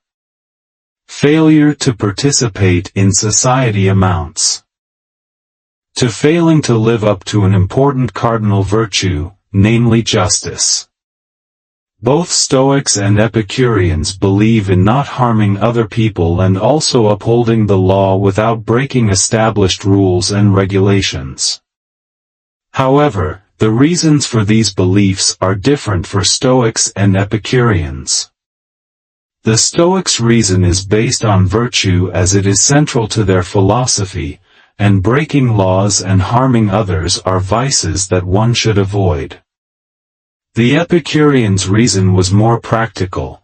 They believe harming others or breaking the law is likely to make you scared, and consequently, you will be distracted from happiness. Epicureans claim that injustice by itself is not evil. However, the consequences of unjust behavior are bound to lead to reduced happiness and increased fear, which is against the core beliefs of Epicureans. Of course, Epicureans have no answer to the question that people who break laws are the ones who don't feel bad or fear about doing the activity. Another reason for Epicureans not to harm others is their belief in an unwritten social contract or agreement not to harm each other. Morality in Epicureanism is formulated on this agreement on social contact. Also, building of strong friendships is an important core principle of Epicureanism.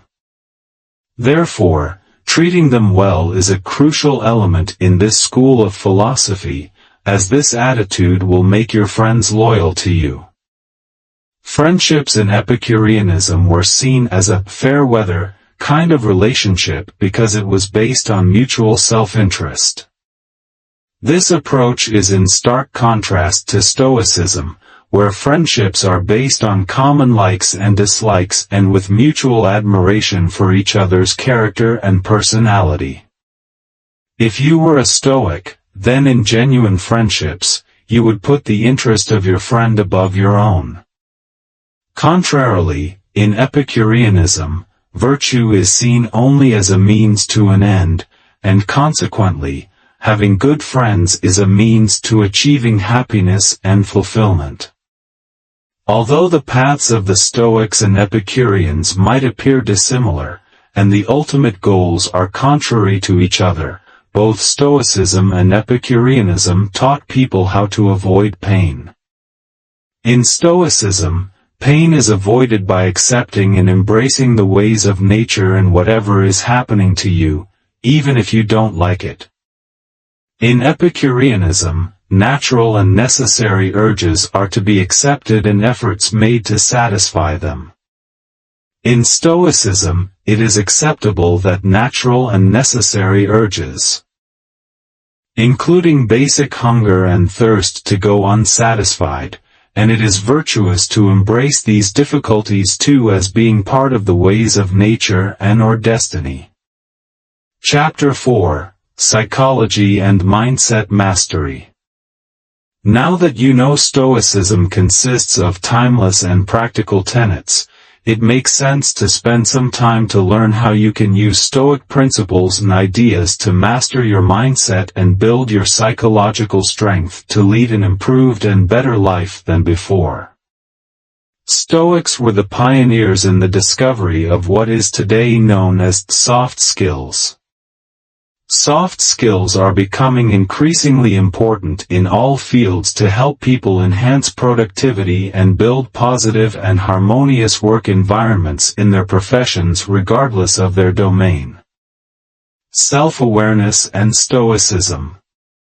Our characteristic behaviors and attitudes are excellent clues and give us immense insight into our strengths and weaknesses.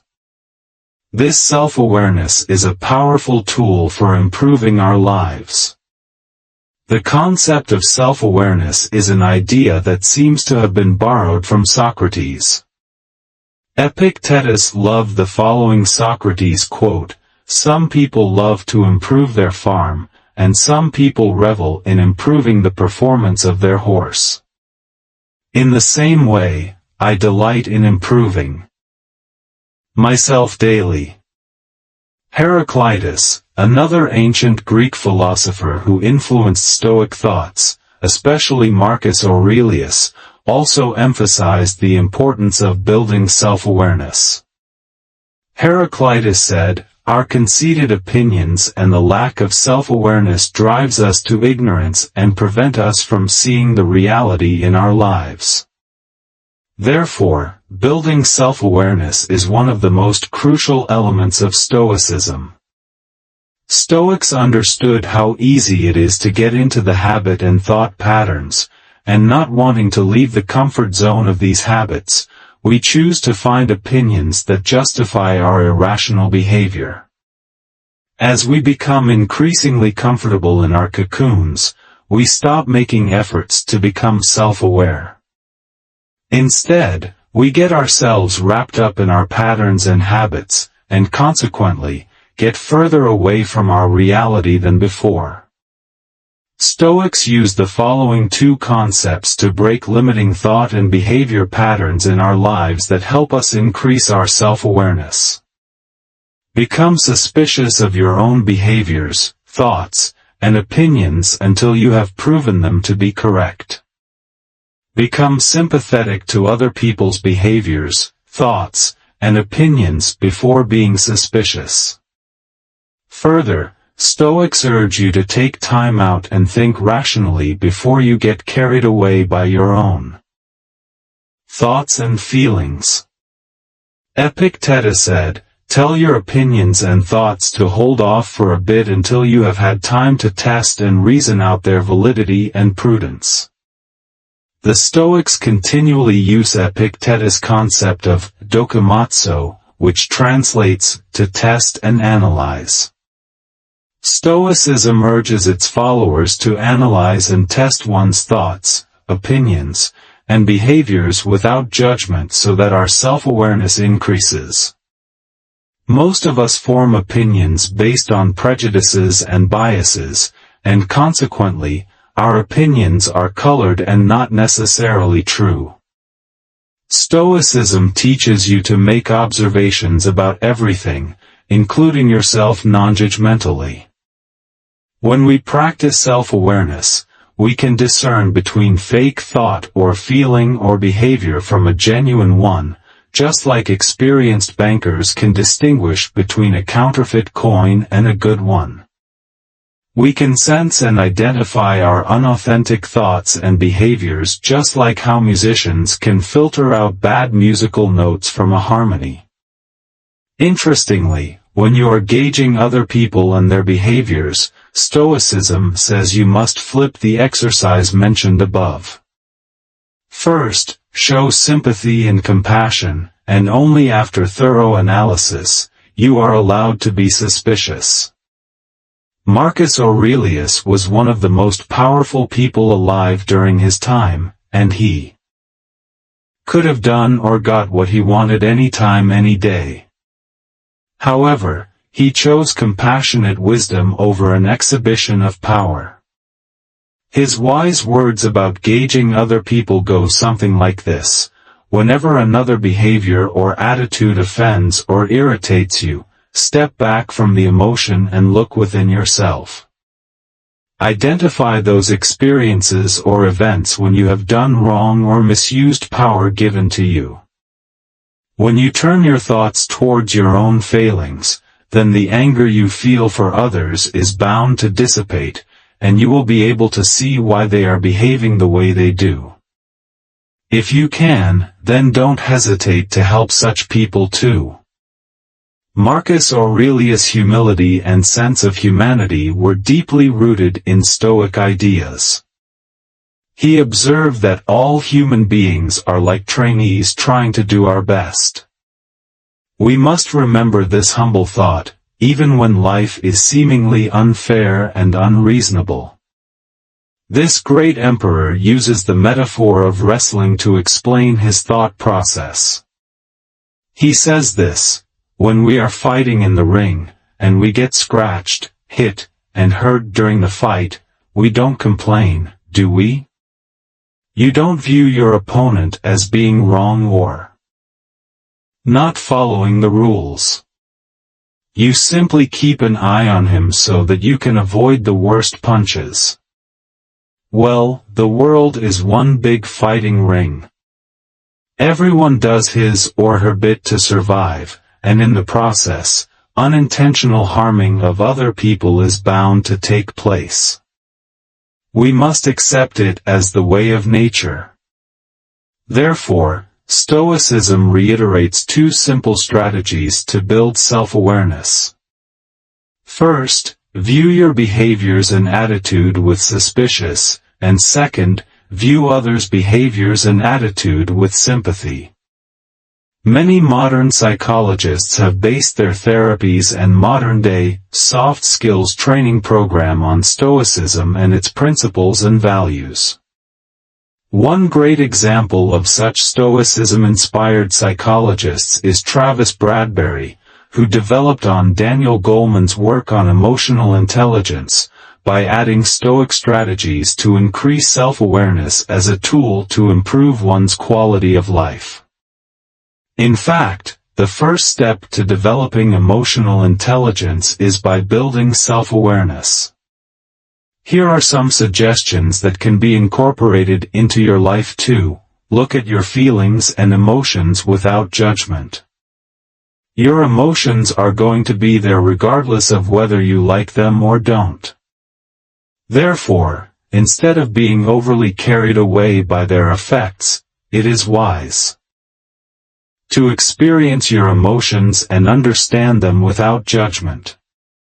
You can use the learning from this non-judgmental experience of self-awareness to make behavioral and attitudinal changes for self-improvement.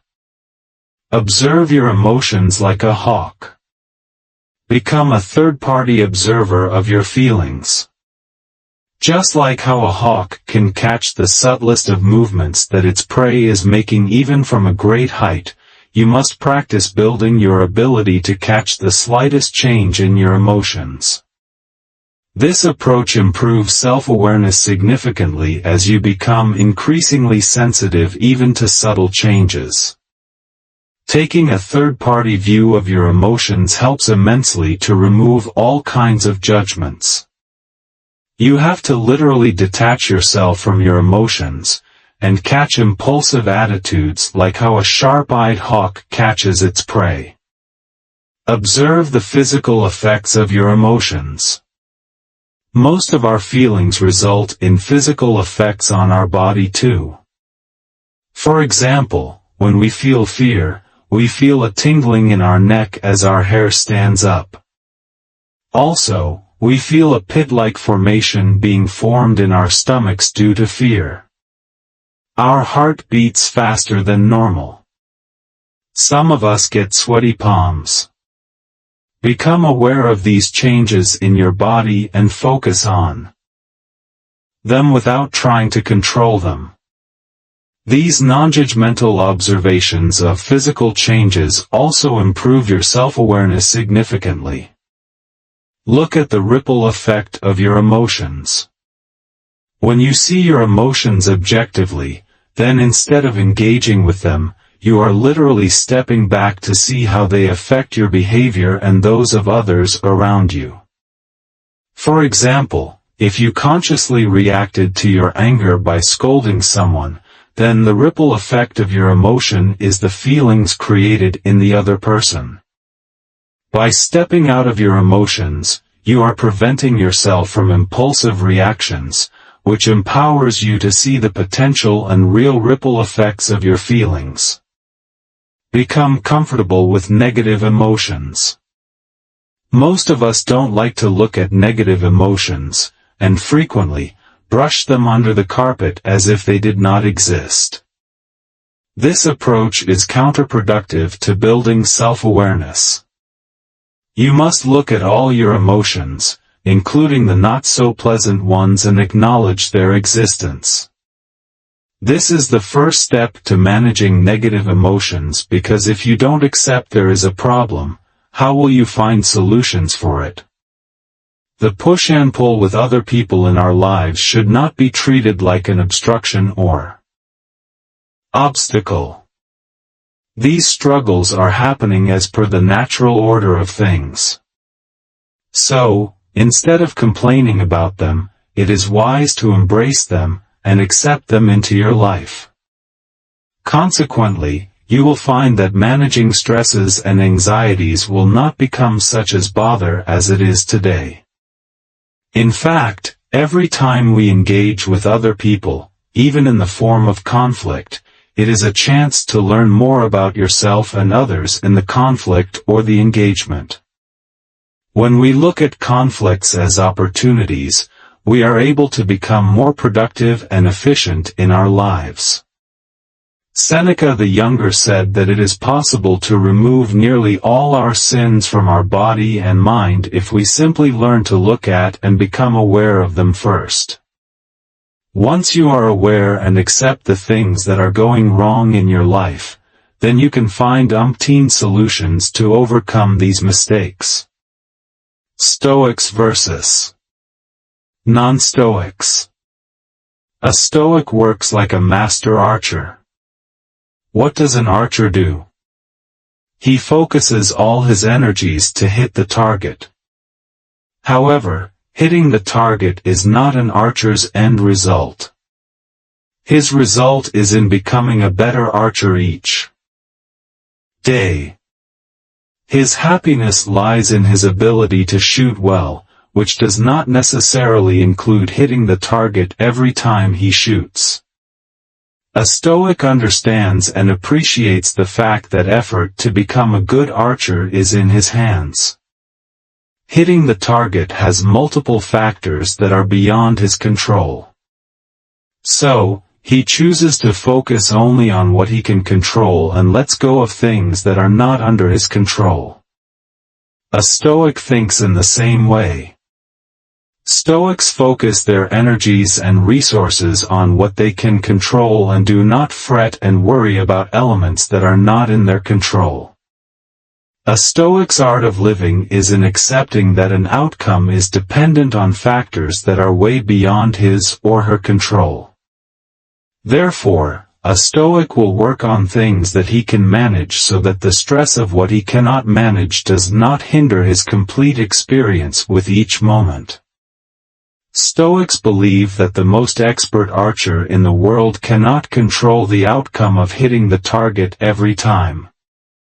Therefore, an expert archer is one who only works at improving his skills at all times.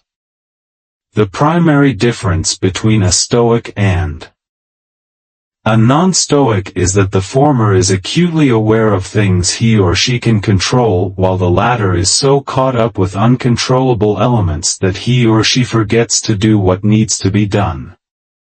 A non-Stoic person works like an amateur archer while a Stoic works like a master archer. Taking your focus off elements that you cannot control also helps you eliminate stress. The acceptance of the inevitable takes away the fear of uncertainty. Eugen Herrigel wrote a book titled Zen in the Art of Archery, in which he describes the experience of learning archery from a Japanese Zen master. The master made the act of shooting look effortless, whereas Eugen was under excessive stress. One of the most significant challenges for Eugen was to relax during shooting practice.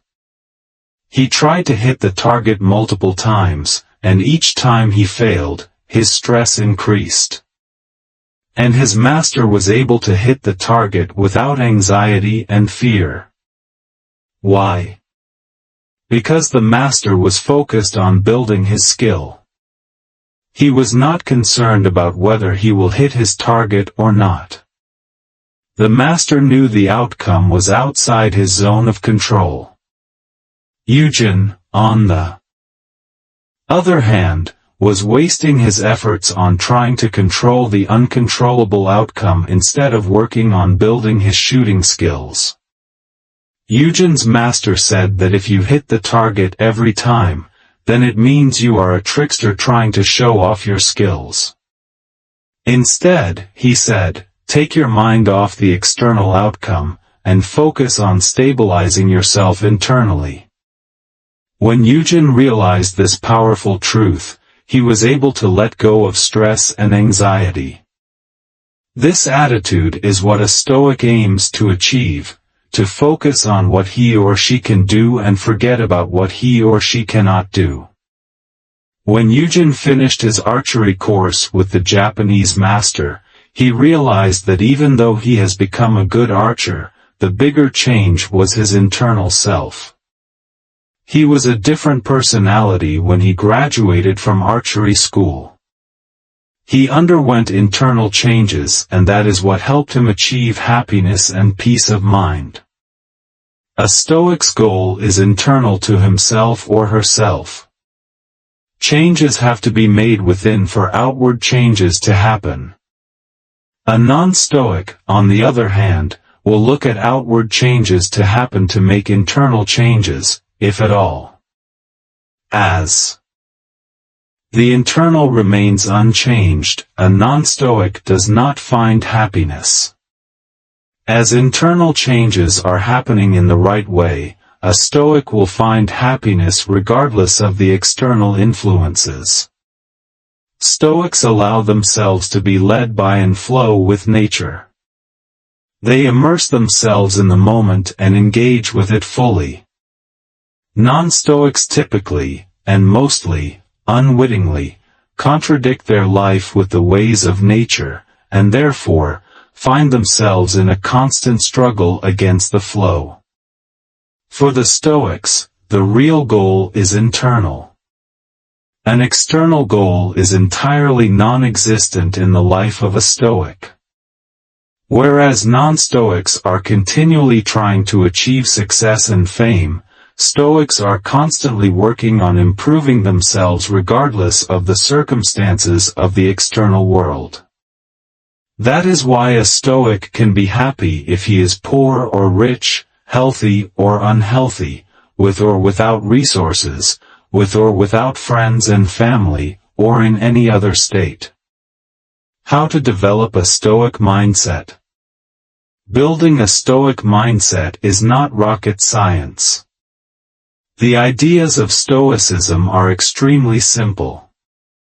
The trick is in implementing the Stoic concepts unfailingly in your daily life. Let us look at some suggestions, tips, and recommendations to develop a Stoic mindset.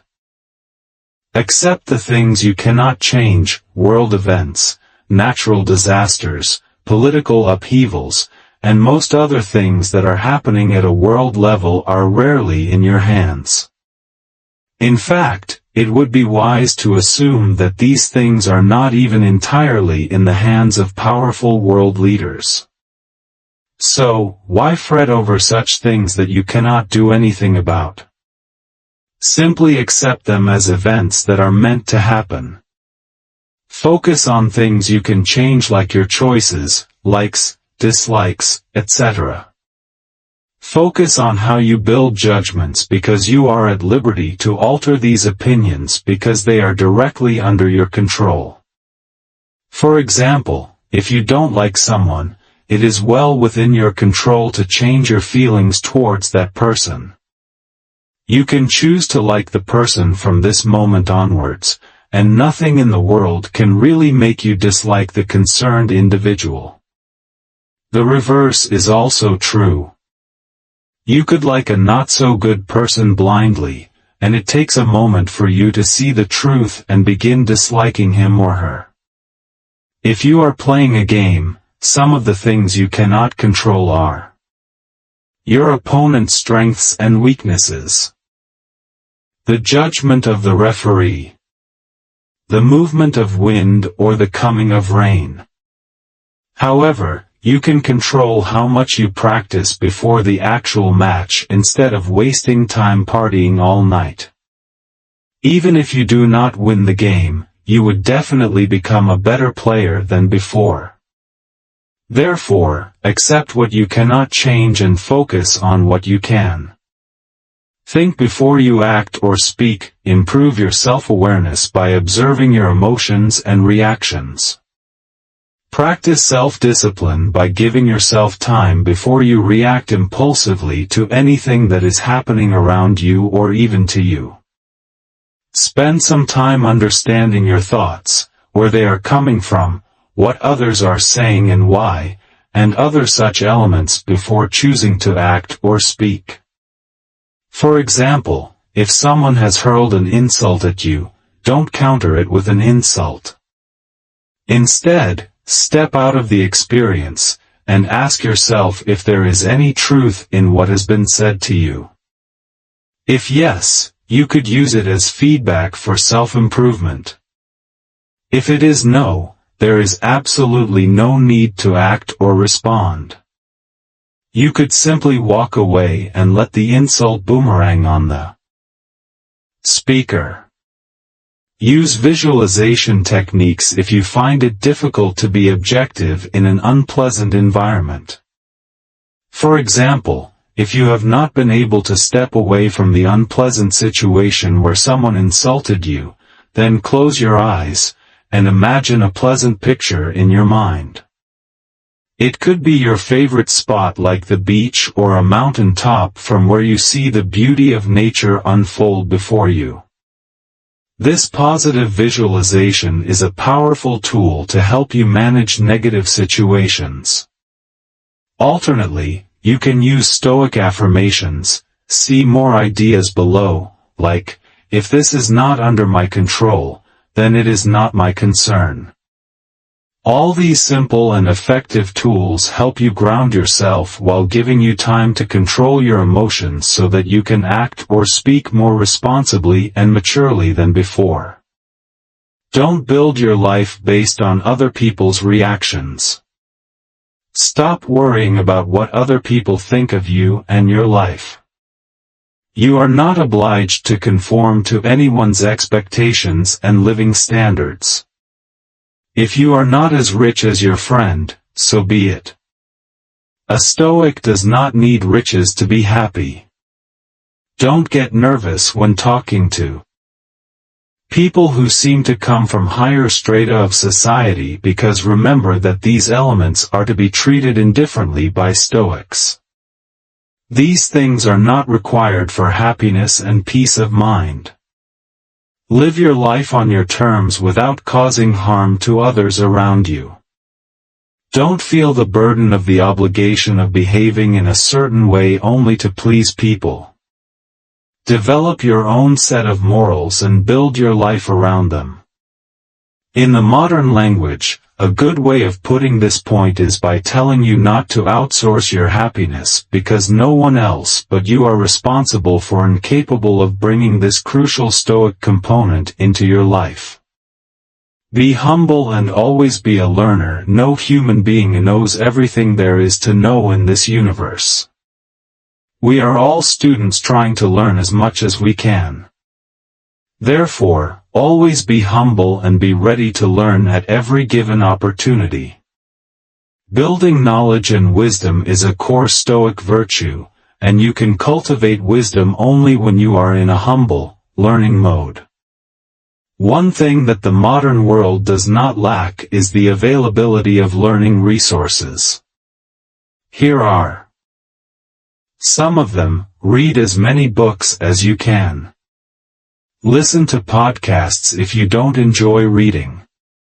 Watch documentaries and informative videos like TED Talks etc. to learn more about technology, nature, art, the working of the human mind, and numerous other topics that interest you.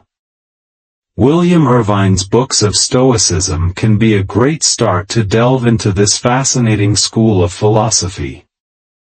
The trick is to build an attitude of learning that never wanes in strength. Always be a student, and you are likely to achieve Stoic-inspired wisdom sooner than later. Develop a fair-minded attitude. Stoicism avoids all kinds of retributions, revenge, conflicts, and everything that comes in the way of being humble, kind, and compassionate.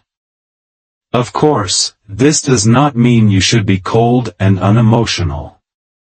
It only means that if someone chooses to hurt or wrong you, then instead of countering them with a similar harsh attitude, you can choose to be sympathetic towards them. After all, it is not your problem that they behave badly and insultingly. Moreover, wasting your energy and time in needless emotional conflicts leaves you feeling tired and unprepared to handle the important aspects of your life. For example, if someone chooses to say something nasty to you, you don't have to walk away. You could walk up to the person and say, "I think it is unfair you are behaving this way. Let us cool down and talk things over respectfully and civilly." Also, taking revenge is completely non-stoical in approach. So, avoid trying to get even with people who have hurt you. Instead, forgive them, and get on with your life. Stoic exercises and practices for everyday life. Leading a happy, productive life is a key element of Stoicism. Here are some tips for the same. Avoid distractions. The most precious commodity in this world is time, and Stoics have always believed that we should be tight-fisted about time rather than about money and property.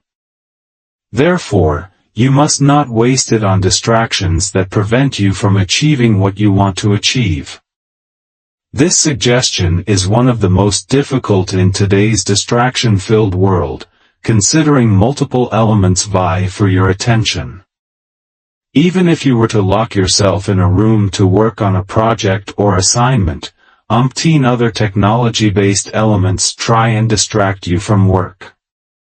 Notifications from emails, social media platforms, news feeds, etc. are highly time-consuming and wasteful activities that deter you from your life purpose.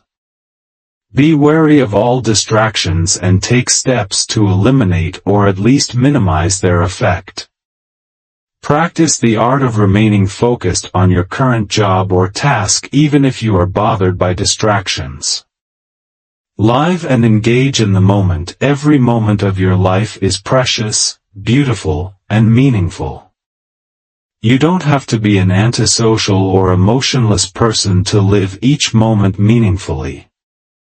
You just need to make your entire being live in the moment. For example, if you are having a coffee break, sip your coffee, and revel in its taste, texture, flavor, smell, etc. If you are doing an assignment, make sure you are entirely immersed in the work, and your body and mind are fully engaged with that particular assignment. A Stoic will look at a glass of wine he is drinking and contemplate, what if this were the last glass of wine I get to drink? If such a situation were to happen, wouldn't you make sure that you enjoy every little sip of that wine? Think of every moment in the same way, and know and appreciate that the present moment is the only moment under your control. Don't stress yourself about the small stuff in your life. You have spilled milk, paid a couple of dollars more than necessary for the parking, or don't have the perfect dress for the party, etc. These are little annoyances that will keep coming up in your life.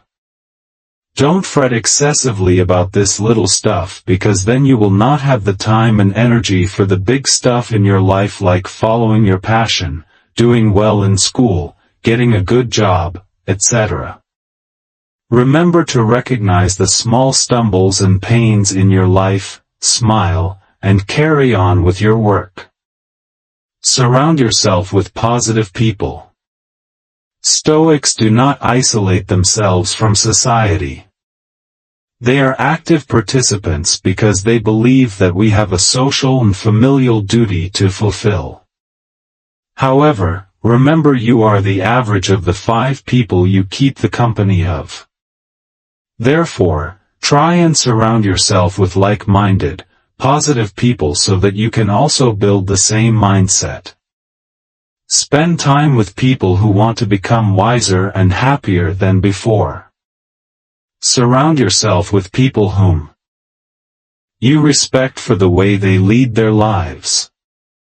Keep the company of compassionate and kind people so that some of their attitudes can rub off on you. Have friends who encourage you to learn and gain more knowledge. Avoid friends who spend time wasting on distractions and other happiness-denting aspects of life. Keep out negative, vindictive, judgmental, and petty people from your life. Value virtue and morals more than material gains. Of course, we want material gains like money and wealth because they can contribute to our happiness. However, material elements cannot solely contribute to our happiness. We must be happy internally for external joy to affect our lives positively. For example, if you have gained money by cheating people, you are unlikely to be happy even if the society views you as a successful person. Then, the softest and the most luxurious of beds cannot give you peaceful sleep at night because your inner self is gnawing at your soul. Therefore, value virtue and morals over material gains. Like the Epicureans, try and find happiness in simple things of life. Additionally, throw out ego, vanity, and pride out of the window. These are the biggest obstacles to achieving a Stoic-inspired happy, contented, and purposeful life. And finally, a true Stoic knows that nothing in this world endures. The entire universe is temporary and will cyclically move in and out of the primordial fire. Building mindfulness with Stoic affirmations and meditations. Use the following meditation and affirmation-based techniques to help build mindfulness, one of the most crucial aspects of Stoicism. So, what is mindfulness? It is the awareness arising from being fully present in the moment and engaging with everything happening within and around you. Mindfulness techniques help in building self-awareness, a key element of Stoicism. So, let us get to its discussion right away. Visualize your place in this world, recall Hierarchal's concept of concentric circles, and use it as a tool to identify your place in this world. Follow these steps, visualize yourself and think of your personality, strengths, and weaknesses. You will be in the innermost circle. Next, visualize your friends and family in a circle around you. Who are your friends and family? Who fits into the circle closest to you? Put all these people in that close first circle around you. Then, put your acquaintances, not so close friends and family, members, neighbors, and other people into another circle, which is further away from you than the first one. Put your city and state in the next circle. Put your country in the next circle. Put the world in the next circle. Put the universe that you can imagine in the next circle. It might take about 10 to 15 minutes to complete this exercise. Sit quietly in an undisturbed place, and focus on these concentric circles. This exercise helps you understand where and why you fit into the grand scheme of things divined by the gods and the powers that are beyond human beings. Also, this visualization helps you understand how everything in this world is interconnected. Visualize a big loss or something really bad. This is a powerful Stoic-based meditation technique in which you visualize losing something that is very dear to you. It could be your job that provides for your family or even the death of a loved one. Just for a few seconds, picture this negative experience. Yes, it is bound to be a disturbing feeling. But, the point of this seemingly cruel exercise is to remind you about the impermanence of nature. And how life will go on regardless of what happens to you or your loved ones. Also, visualizing a negative event helps you prepare for the worst scenario while reiterating the need for being grateful for the multiple good things in your life. Aren't we great at taking things for granted? This exercise helps you remain grounded and builds awareness that anything can happen anytime. Yet, we must learn to live and enjoy every moment. Negative visualization also helps to build resilience to overcome obstacles and challenges of life.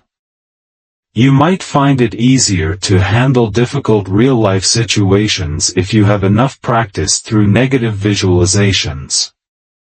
Read one great Stoic quote daily and reflect on it. Every day, identify one quote from a Stoic philosopher and reflect on its meaning. Also, keep repeating the quote throughout the day even as you try and contemplate on it. Think of how quotes written more than 2,000 years ago are still relevant and wonder about the magical aspect of human beings. Remind yourself that no matter how advanced our technology becomes, deep down we human beings are the same as our ancestors were when it comes to pondering life and its mysteries. Here are some quotes to get you started. You are likely to find a lot more as you keep reading books and listening to podcasts on Stoicism. Do not waste time arguing what a good man should do. Just do it, Marcus Aurelius. Don't procrastinate your actions, don't confuse your conversations, and don't wander and get lost in your thoughts. Marcus Aurelius. The best revenge is to not be like your opponent or enemy, Marcus Aurelius. We are more often frightened than hurt. We suffer a lot more in our imaginations than in our reality. Seneca. If a man does not know which port he wants to land in, then no wind can be favorable for him. Seneca. Nothing is a better proof of a well-ordered man than to stop where he is right now and spend a little time in his own company. Seneca. A man who fears death will do anything worthy when he is alive. Seneca. First, tell yourself what you want to be, and then do what you have to do. Epictetus. Don't explain your philosophy of life. Live and embody it. Epictetus. Start and maintain a reflective journal. Journaling is a powerful tool for self-awareness and self-improvement. At the end of each day, spend a few minutes writing down the highlights of the day. Find answers to the following questions and write them down in your journal. What are the challenges you faced? What are the decisions you took? Did you do anything to eliminate a bad habit?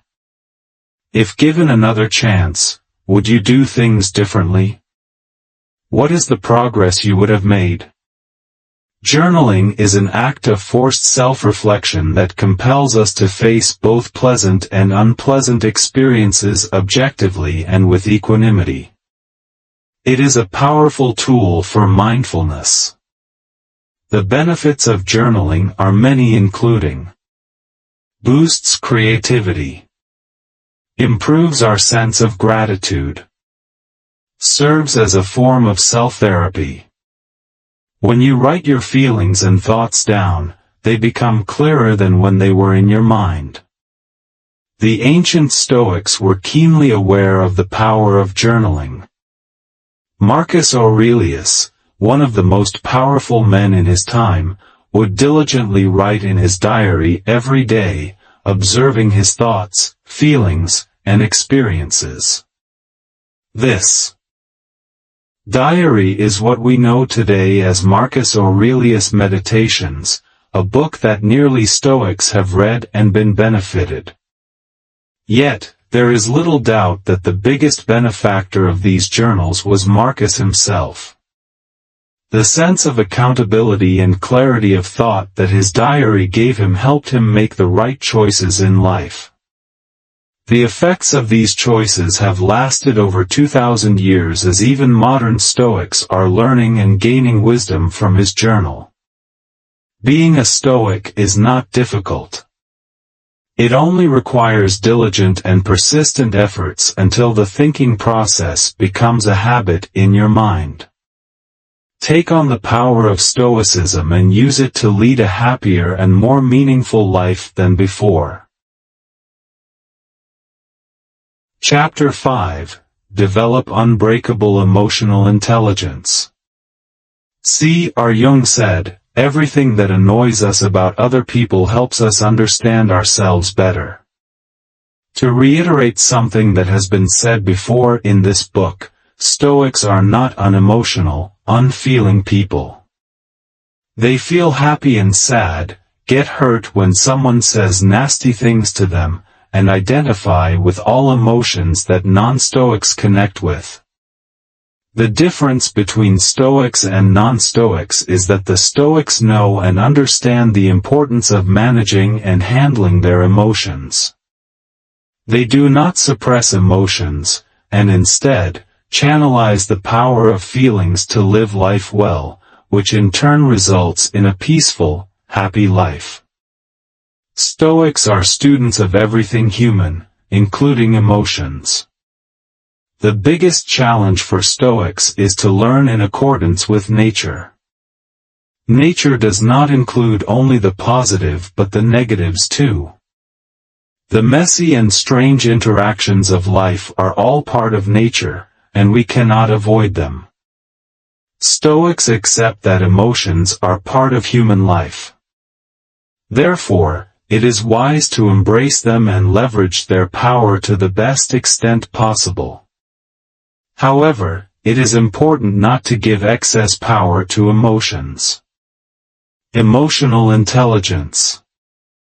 Stoics have a distinctive approach to emotions, which makes them emotionally intelligent and strong.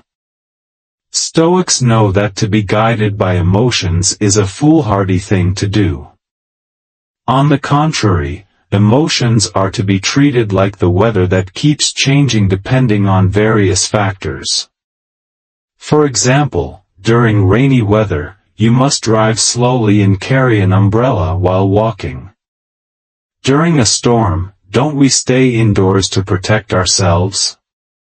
Similarly, when emotions are low or during an emotional storm, it is best not to take decisions or even avoid talking to people until the storm blows over. Moreover, you cannot use emotions as an excuse to behave badly with other people. For example, if you said something rude to your colleagues or your teammates, and then explained your behavior by saying, "because it was raining." Wouldn't that be considered weird by people?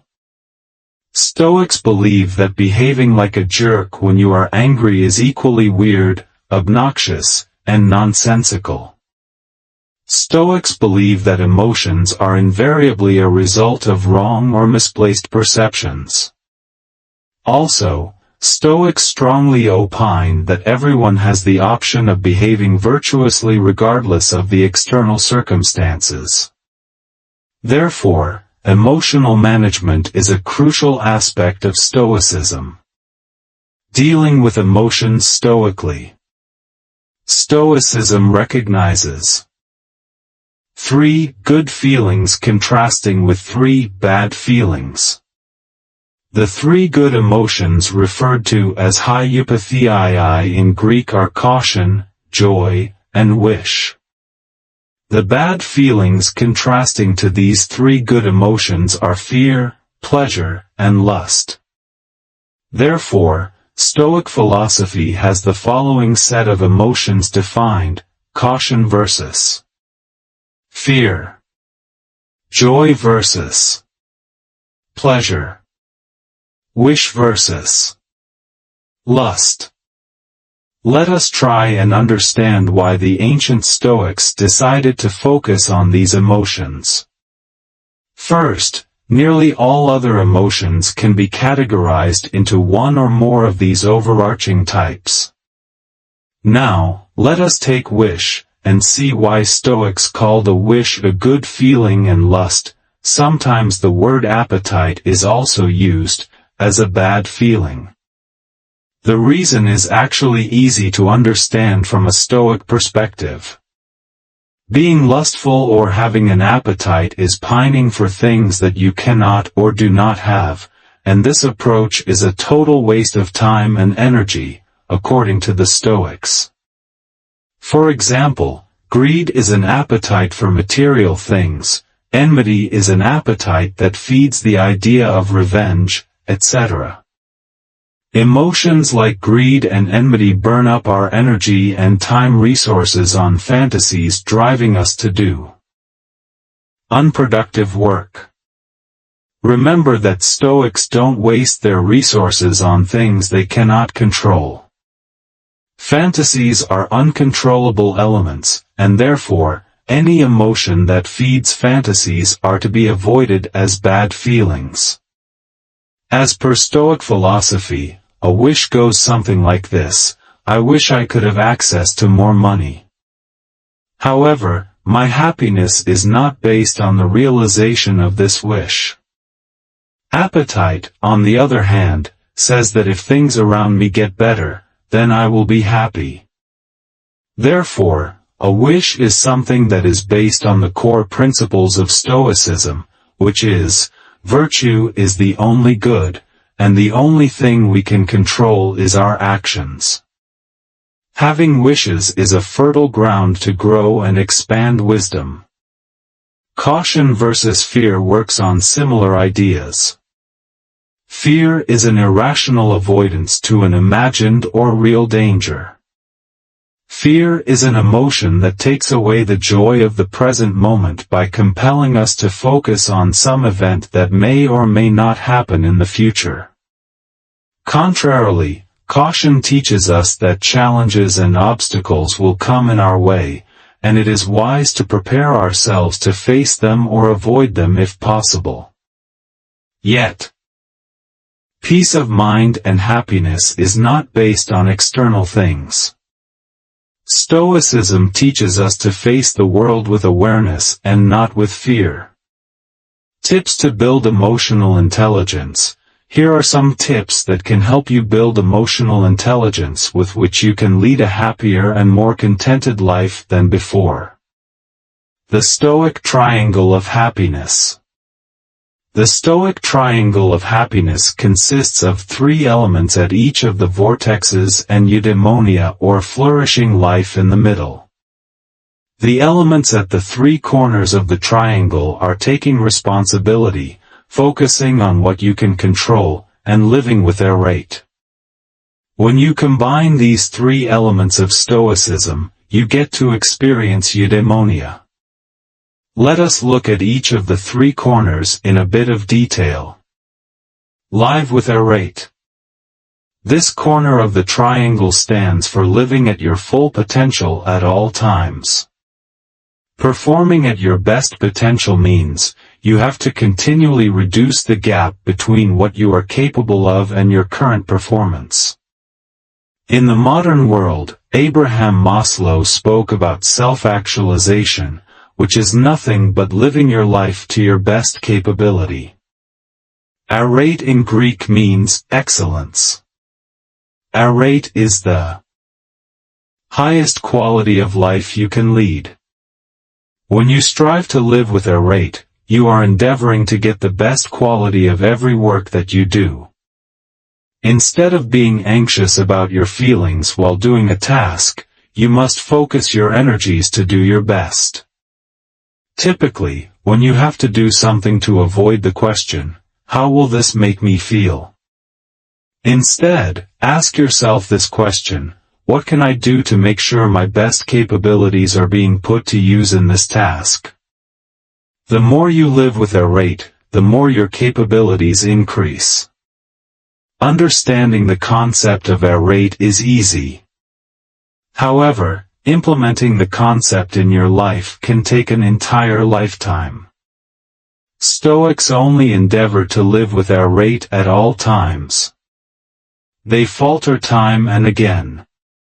But they don't hesitate to get up and try again and again. Discontentment is likely to brew when there is a gap between your highest self and your current level of living. Therefore, Stoics are always finding ways to close this gap as much as possible so that they are able to live in arete. Focus on what you can control. This vortex of the Stoic triangle of happiness is the cornerstone of Stoicism. Stoics are strong believers of focusing on what you can control and accepting everything that cannot be controlled. You can achieve eudaimonia if you choose to behave and act responsibly regardless of the external uncontrollable factors.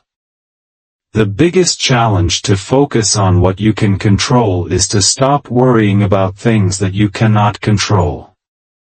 Here are some useful suggestions for you. First, identify what you can control.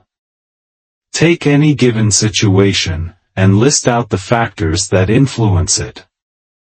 Now, identify all the things that you can control. Here are some examples. You cannot prevent the coming of a storm. But, you can prepare yourself for it. You cannot control the actions of other people. But, you can control how you react/respond to them. Focus on your area of influence. You can influence circumstances and people. However, you cannot always get the outcome of your choice. For example, you can do everything in your power to make sure the party you plan turns out well. However, you cannot influence people to have fun. Similarly, you can give your child everything he or she needs to do well in school. You could buy the best of books, get the best of tutors to teach him, etc. However, whether your child will get a 4.0 CGPA is not under your control. Therefore, identify the areas that you can influence and focus on these areas. Stop worrying about elements that are outside the area of your influence. Most importantly, focus on altering your behaviors to bring about positive changes in your life. Identify and tackle your fears. What is it that you are afraid of? Are you worried that a catastrophic outcome will take place? Do you doubt your capabilities to handle it? Are you scared of facing disappointments in your life? Ask yourself various questions and use the answers you get to identify your fears. Once you identify them, then you can find ways to overcome them. Typically, the worst-case scenario is not as bad as you imagined it to be. Most often, you realize that you are stronger than what you thought yourself to be. For example, if you are worried about your business failing, then you can prepare yourself for the bad situation.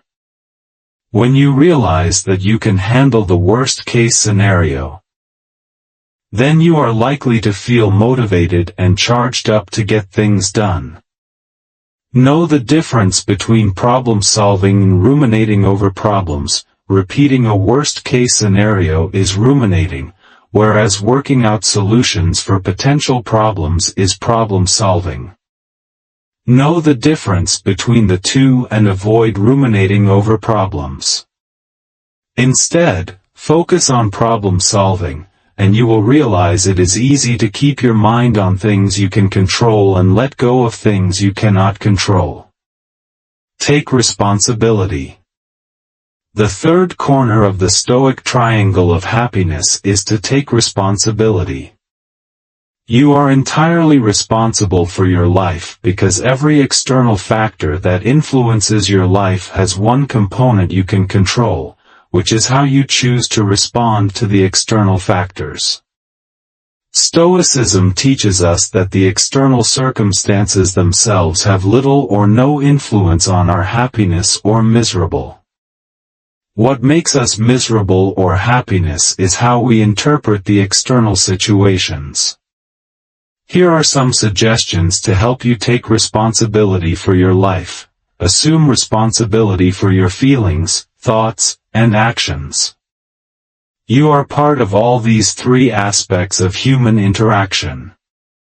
Your thoughts are coming from your mind, your feelings are coming from your life experiences, and your actions are coming from your physical body.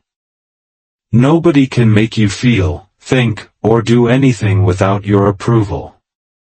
Avoid blaming people and complaining about things. Stop blaming people and circumstances for the things happening in your life.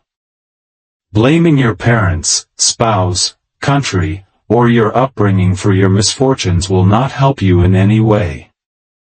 When you blame people, you take on the role of victim. When you take responsibility for yourself, you become the victor. With this approach, you can choose the best route available to you. Complaining is also a form of playing a victim role. Therefore, stop complaining and do what you can do. Don't take anything personally. Don't take anything personally in your life. Taking disagreements as being a personal attack on you is foolhardy. Most often, things are not about you personally. It is more about issues.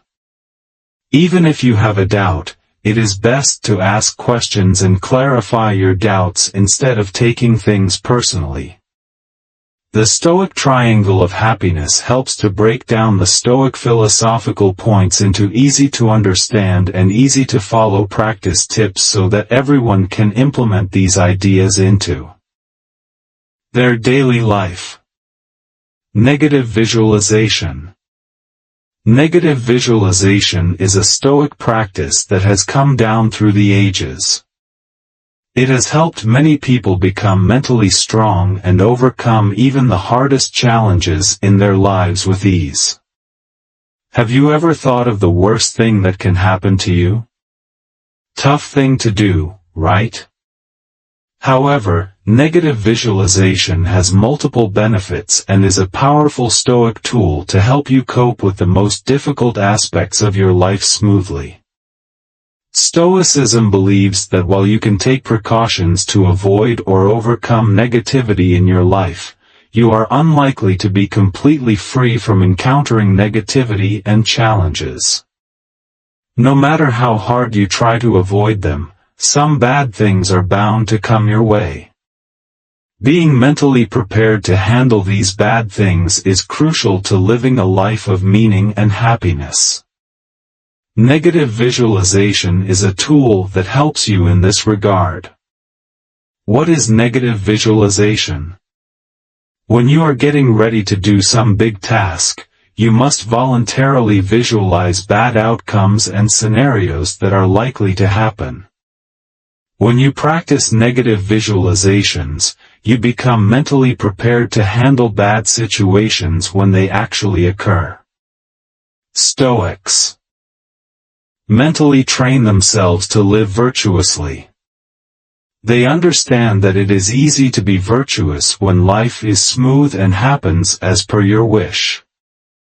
However, the aim of Stoicism is to lead a virtuous life irrespective of the external circumstances.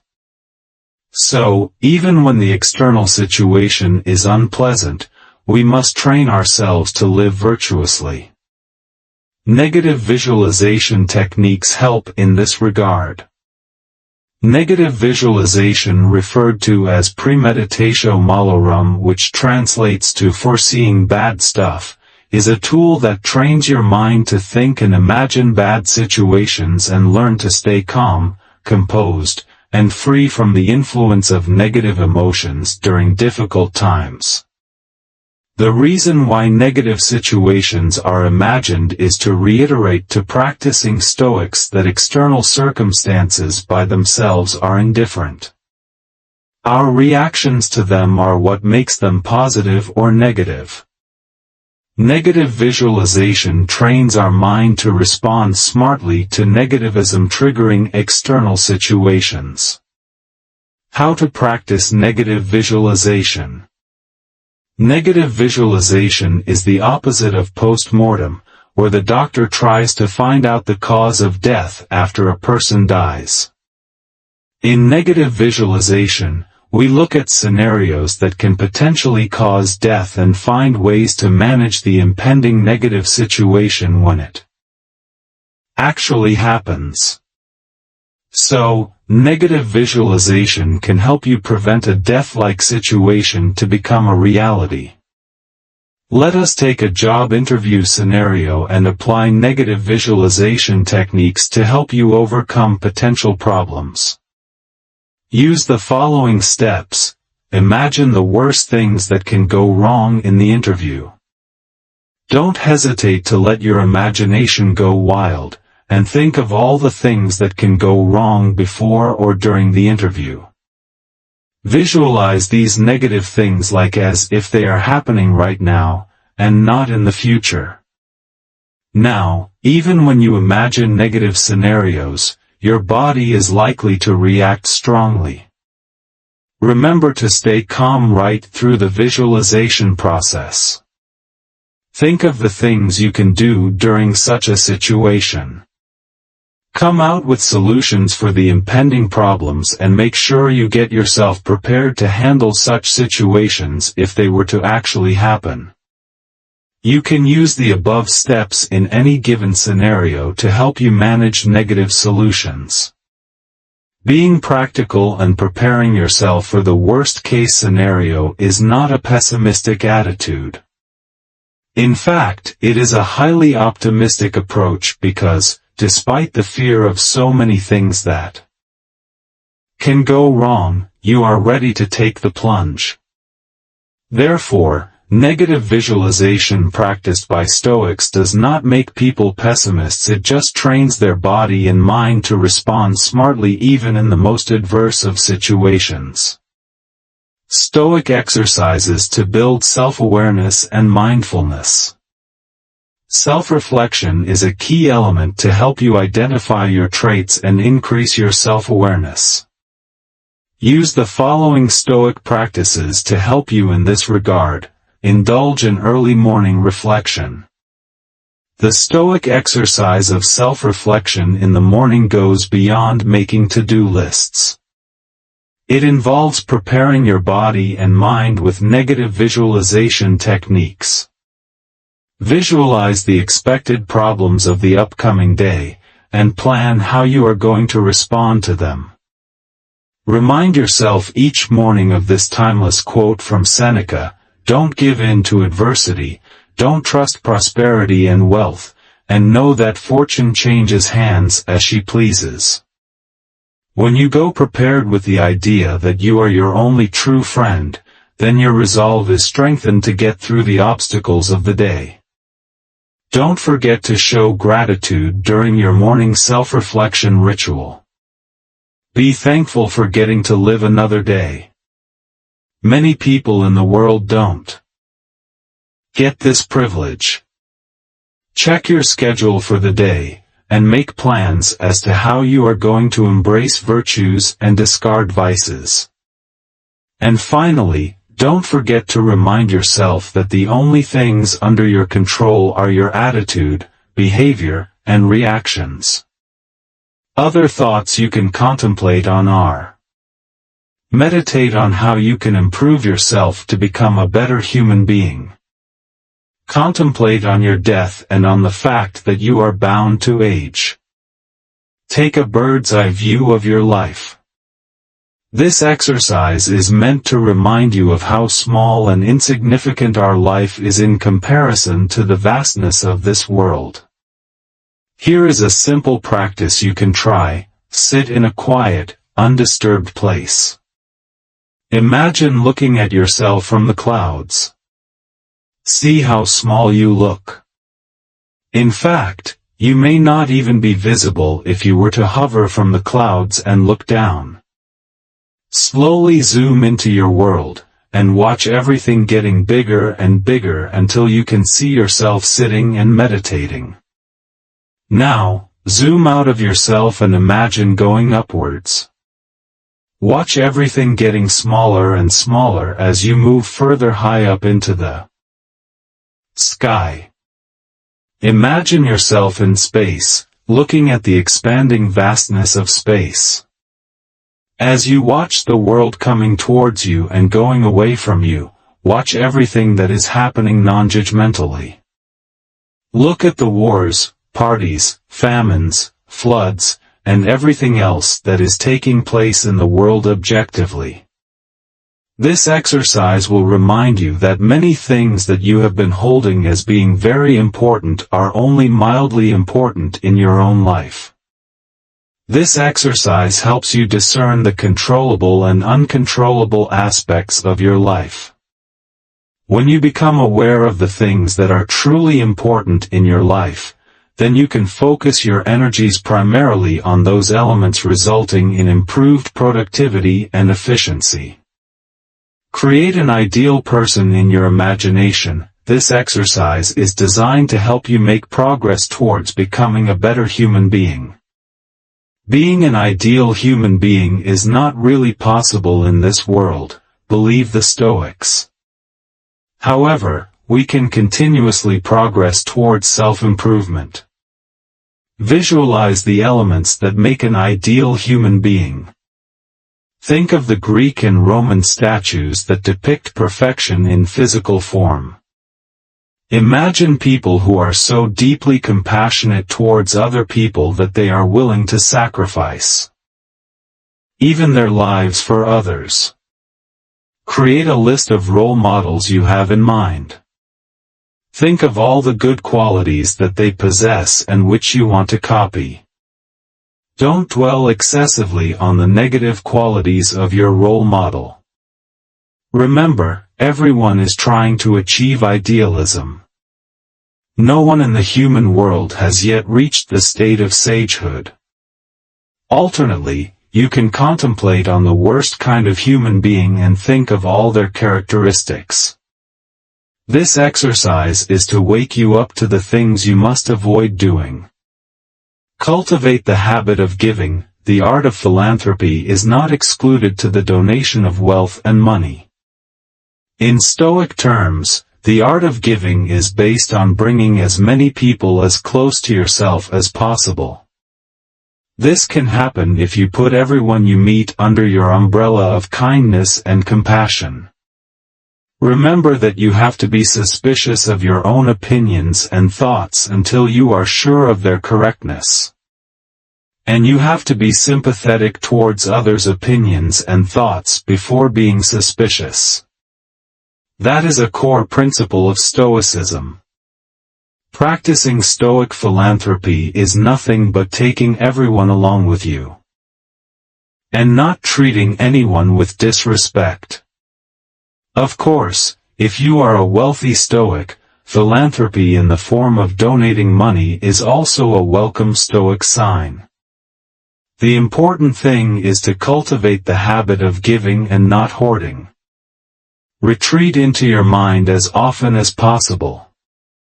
Most people in modern times choose to travel the world as a way of self-reflection and self-retreat and to find peace of mind. In fact, taking off on a trip was a fad even during the times of the ancient Greeks. However, there is an alternative that is more effective to find peace and calm. Marcus Aurelius said, "Why should you travel to the hillside or the seashore for peace of mind when it is possible to retreat into your inner self regardless of where you are? There is no better place for peace than the seat of your own soul." When you are going through stress, all you need to do is look at the root of your problem and emotions, and you will get relief and peace of mind. The Stoics believe that peace and happiness are available within us and not outside of us. Therefore, traveling may not be a very effective way for this. Instead, travel inside your mind. Every day for about 10 minutes, shut out the outside world, close your eyes, and look deep inside your heart and mind. Each time you retreat into your heart and mind, you will cleanse yourself of distress and return to the world refreshed and rejuvenated to take on the challenges of life with renewed vigor. While initially, it is possible to practice self-retreat only in a calm, undisturbed place, it makes sense to keep trying to get into your mind even in crowded and noisy places.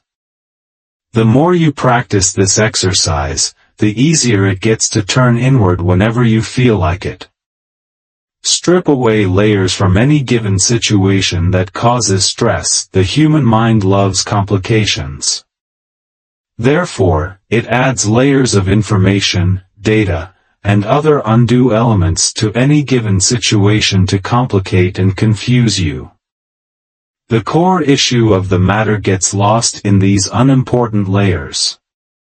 Whenever you feel depressed, distressed, or upset about any given situation, find answers to the following questions. What good is this situation, and what would be the potential response for me and other people? Almost always, the answer to this question will be no good at all. If the situation is really worth getting stressed out, then what are the qualities that are needed to overcome it? If you are already qualified, then use your abilities and sort out the problem. Else, work on developing these qualities so that you are prepared for the next time. Therefore, before making any decisions about any given situation, strip away all the layers that cover the core issue, and focus on solving the primary problem. You will not only conserve time and energy but also come up with excellent and sustainable solutions for the problem. Stoicism emphasized the importance of emotional intelligence a couple of millennia before the modern psychologists even thought of a term to describe emotional management. Using Stoic principles to manage your emotions will help you make sensible, prudent life decisions aligned with your nature. Chapter 6: The Preparation You Need for Modern-Day Life. Although the philosophy of Stoicism was created more than 2,000 years ago, its tenets and principles continue to be relevant to this day. Let us who you can prepare yourself with these tenets and morals so that you can lead a fulfilling, meaningful life in the modern world. The Stoic practices mentioned in this chapter will help you maintain calm even in the face of the diversity of the chaotic outside world. Identify your inner control center. Epictetus said, "Our frustration and pains are not rooted in the external circumstances but in our own reactions and responses to external stimuli." Nearly all of what happens to us is not under our influence or control. This undeniable truth is the foundation on which Stoicism was founded. Realizing this powerful truth helped Stoics to find ways to focus only on the elements that are directly under their control or influence. Epictetus himself was born a slave, and what he had under his control was, perhaps, far, far less than what you and I have influence over in the modern world. And yet, he managed to live a happy, meaningful life, and his works and writings continue to inspire people even after 2 millennia. Epictetus told himself that he would use the things under his control wisely. The things that Epictetus had control over were his desires, opinions, likes, and dislikes. No one could take away control of these elements from him. He used the power of his influence over these matters and ensured he lived a good, morally upright life, an example that is valid even today. The modern world is replete with elements that frustrate and annoy you. The technological and economic advancements of modern life have made us so comfortable that the slightest inconvenience irritates us. The Internet is one of the fastest things invented today. And yet, if the response of a web page could even a second longer than what we are used to, we are angered and annoyed. During such times of frustration, recall Stoicism. Remember that the cause of the annoyance may be the speed of the Internet, which you cannot control. But the choice to get annoyed is under your control. Use this center of control and find ways not to be angry or irritated in the given situation. The choice to not let external circumstances dictate your emotional response is under your direct control. Find that inner center of control, and make sure you hold the keys to it. Then, you will find it easy to manage your emotions, and consequently, your responses regardless of the external stimuli.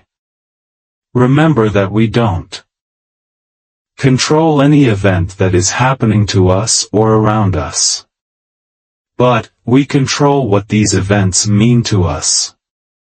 Find this locus of control to find the power of a Stoic life. Time is precious. The ancient Stoics were truly wise people. The most precious commodity for them was not wealth, money, or property. It was time. Time is the only thing in this world that which is lost will never be recovered ever again. The Stoics appreciated the value of this highly limited resource. Therefore, Stoics strive hard not to waste this precious resource. In the modern world, multiple time-consuming technology-based distractions vie for your attention. It is imperative that you become wary of the amount of time you spend on these wasteful activities. We get so caught up with mindless internet browsing, scrolling through oodles of information on social media platforms, and other such activities that we procrastinate important work because of the lack of time. We keep putting things off for tomorrow that might never come. Therefore, make sure you maintain your timetable and stick to your schedule so that you don't waste time needlessly. Of course, it makes sense to allocate some amount of time for leisure too, which could include browsing through your favorite social media platform or anything else of your choice. Another way we lose time is by spending too much of it on others without completing our own important tasks. Be wary of fulfilling needless obligations for other people so much so that you put off your own work. This is also a form of wasting time. Committing yourself without thinking is also to be included in this category. Learn to say no when you are aware that what is being asked of you will take away unnecessary time. Regardless of what work you do, time is of the essence, and make sure you don't waste this precious resource. Your happiness is your responsibility. Most of us love ourselves more than we love anybody else. And yet, We choose to demean ourselves and our opinions to the point that we begin to think we are not good enough for the world. Avoid falling into this trap. Remember, you can be happy only if you choose to be so. Your happiness is your responsibility. Don't outsource the task of keeping yourself happy to someone else. They are bound to make a mess of it. To be happy with yourself, avoid looking for other people's approval. You don't need anyone's approval to be happy. You don't need to spend money to buy fancy clothes, jewels, gadgets, or anything else to be happy. Have you realized how much time, money, and effort it takes to get the approval of others? Instead, if you simply choose to be content with your lot, you will be happy, and no one can distract you from your path of happiness. Ask yourself if you have chosen a career or lifestyle because it matters to other people in your life.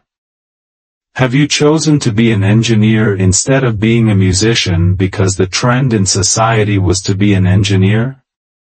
Did you or did you not choose your career because it is the best option for you? Don't allow yourself to be held hostage and pay an exorbitant price for it. Moreover, the more you pay, the less chance you have of getting free from the grasp of having to please others to be happy. You are more likely to be taken for granted, and an increasing number of people will use you to find their happiness, leaving you completely wrecked and bone-dry of joy. Take control of your happiness, and choose your life according to what is best for you. Be wary of distractions. The modern world is filled with innumerable options, and taking the time and effort to make your choice can be a mind-boggling exercise. In fact, the excessive number of options has not really benefited us. Instead, it has drained our energy as we struggle each day, trying to make the best choices for ourselves.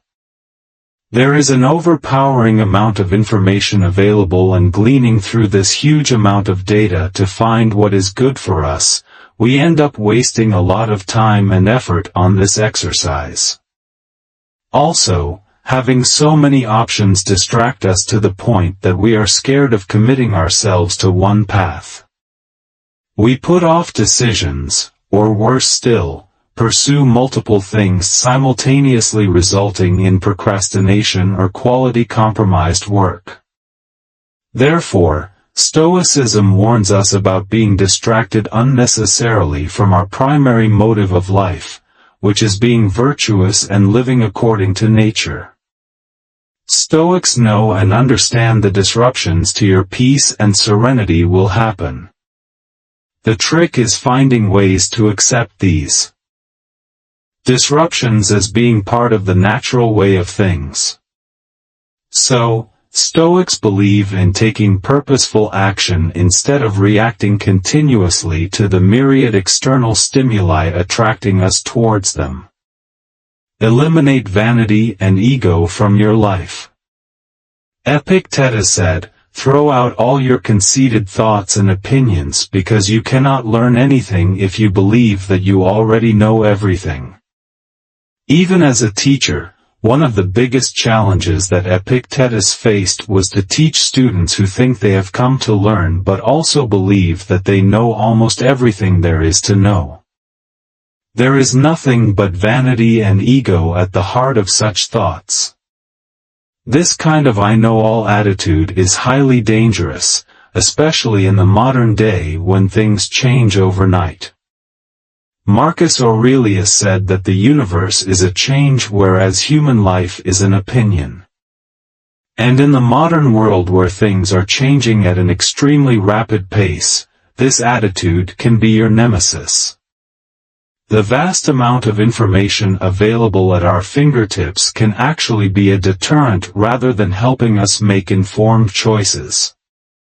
We are continually disrupted by changing opinions, ideas, thoughts, and discoveries.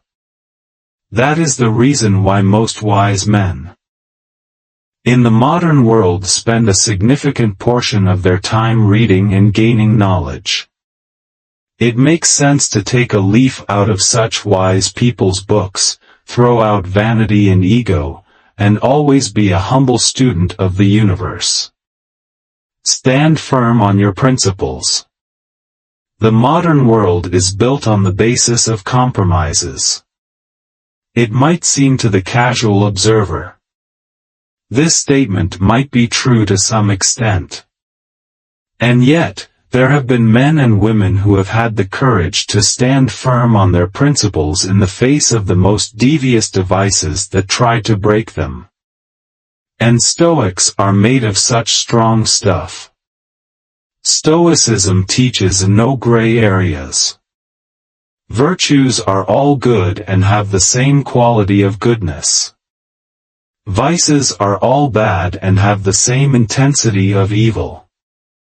The modern world, where it seems that the pendulum of compromise has swung too far for much good, Stoicism is a breath of fresh air in terms of such uncompromising stances.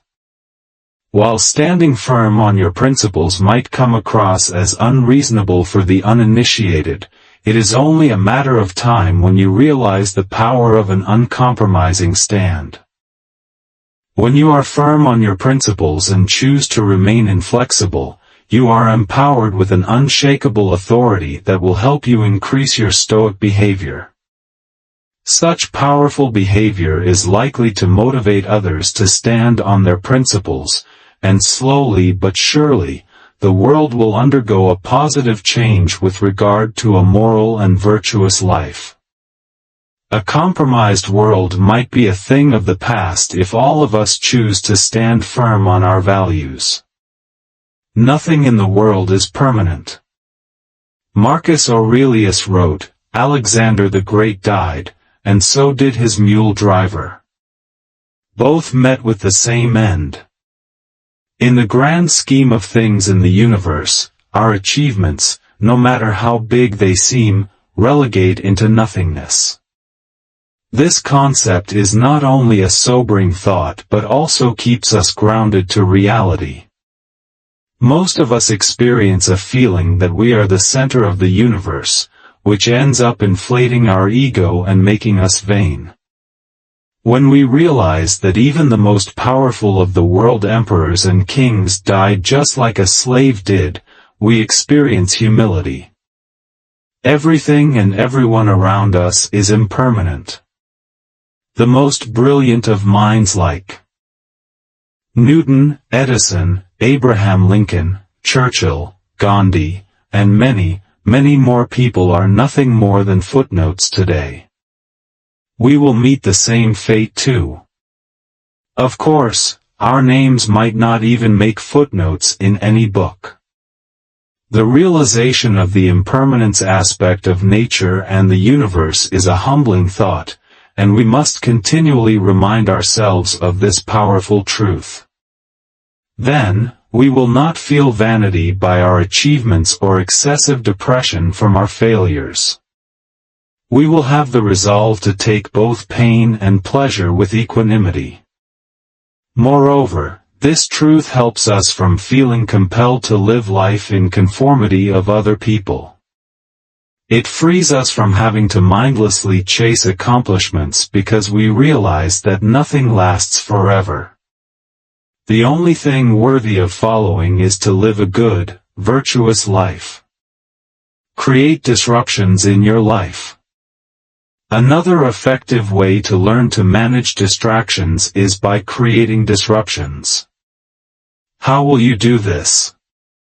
Keep finding ways to move out of your comfort zone, and get comfortable with the uncomfortable. When we operate out of habit, we run things on autopilot, and we stop thinking and deliberating about our decisions and our actions. We begin to live life mindlessly in our comfort zone. So, to remain mindful of our life, actions, and thoughts, creating disruptions and making things uncomfortable for ourselves works very well. Use these suggestions to create disruptions and learn to get comfortable with the uncomfortable. Take the first step. When you are planning to start something new, the first step is always the most difficult one. When you want to start running instead of walking, taking that first step to start running is the trickiest part. When you have taken that first step, then the others will follow automatically. Similarly, starting a diet to lose weight is always a problem. Once you've got through the first day of the day, you will find it easy to do the second day, and so forth. Therefore, if you choose to do something outside of your comfort zone, don't waste time on excessive analysis. Just start the venture. Don't give up easily. So, you have started on something uncomfortable. But, the path is more difficult than you thought. The feeling of discomfort is increasing instead of decreasing. Don't panic and give up your endeavor. Just persist until the positive changes take place. Remember, the harder it gets, the more power you are gaining by fighting it. So, don't give up easily. Push yourself beyond your comfort zone. Many times, we say to ourselves, I have never done this before.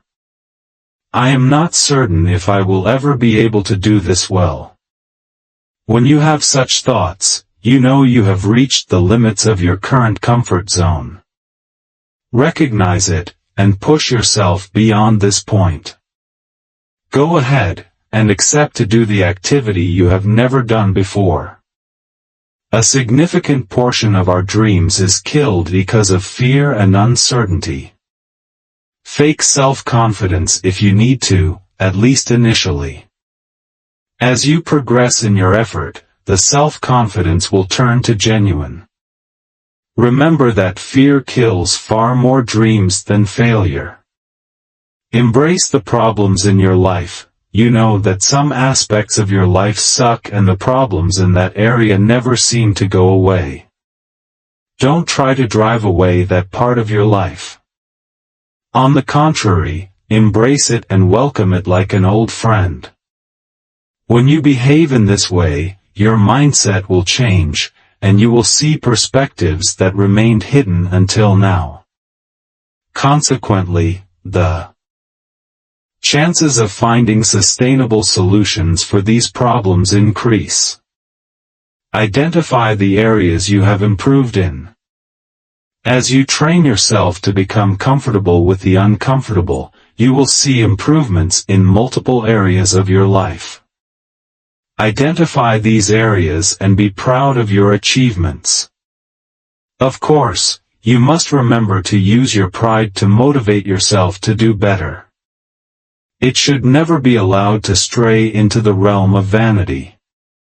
So, go ahead and start creating disruptions in your life so that you are ever ready to deal with the challenges that life throws at you. You always have a choice.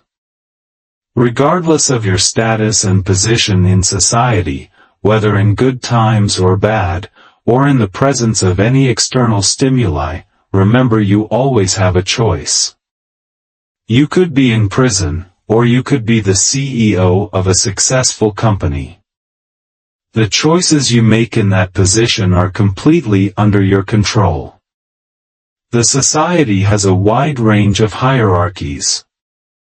Some of us are extremely poor, and some of us are abominably rich. We come from varied backgrounds experiencing the highs and lows of life. At every stage, we have a choice to do, say, and behave the way we want to. According to Stoicism, this freedom of choice is a sign of liberty. No matter how hard life seems at present, this freedom of choice is what will free us from suffering. Always look inwards. Look at these scenarios, noticing the beat of your favorite song playing versus noticing your heart beat faster when your crush walks past you. Noticing the amazing aroma of freshly baked bread versus noticing you are breathing very hard. All 4 observation exercises require paying attention, right? However, noticing your heartbeat and observing your breath requires you to pay attention to your inner self, whereas the other 2 require you to pay attention to the external surroundings. Most of us are preconditioned to focusing our attention on external surroundings. We focus on our work, TV, gadgets, conversations with friends, etc. However, there is an entire vista of scenery available within our body. These include our feelings, the way we breathe, the way our heart beats, and many more sensations and emotions. And it is this internal world that decides whether we should be happy or sad, angry or hurt, etc.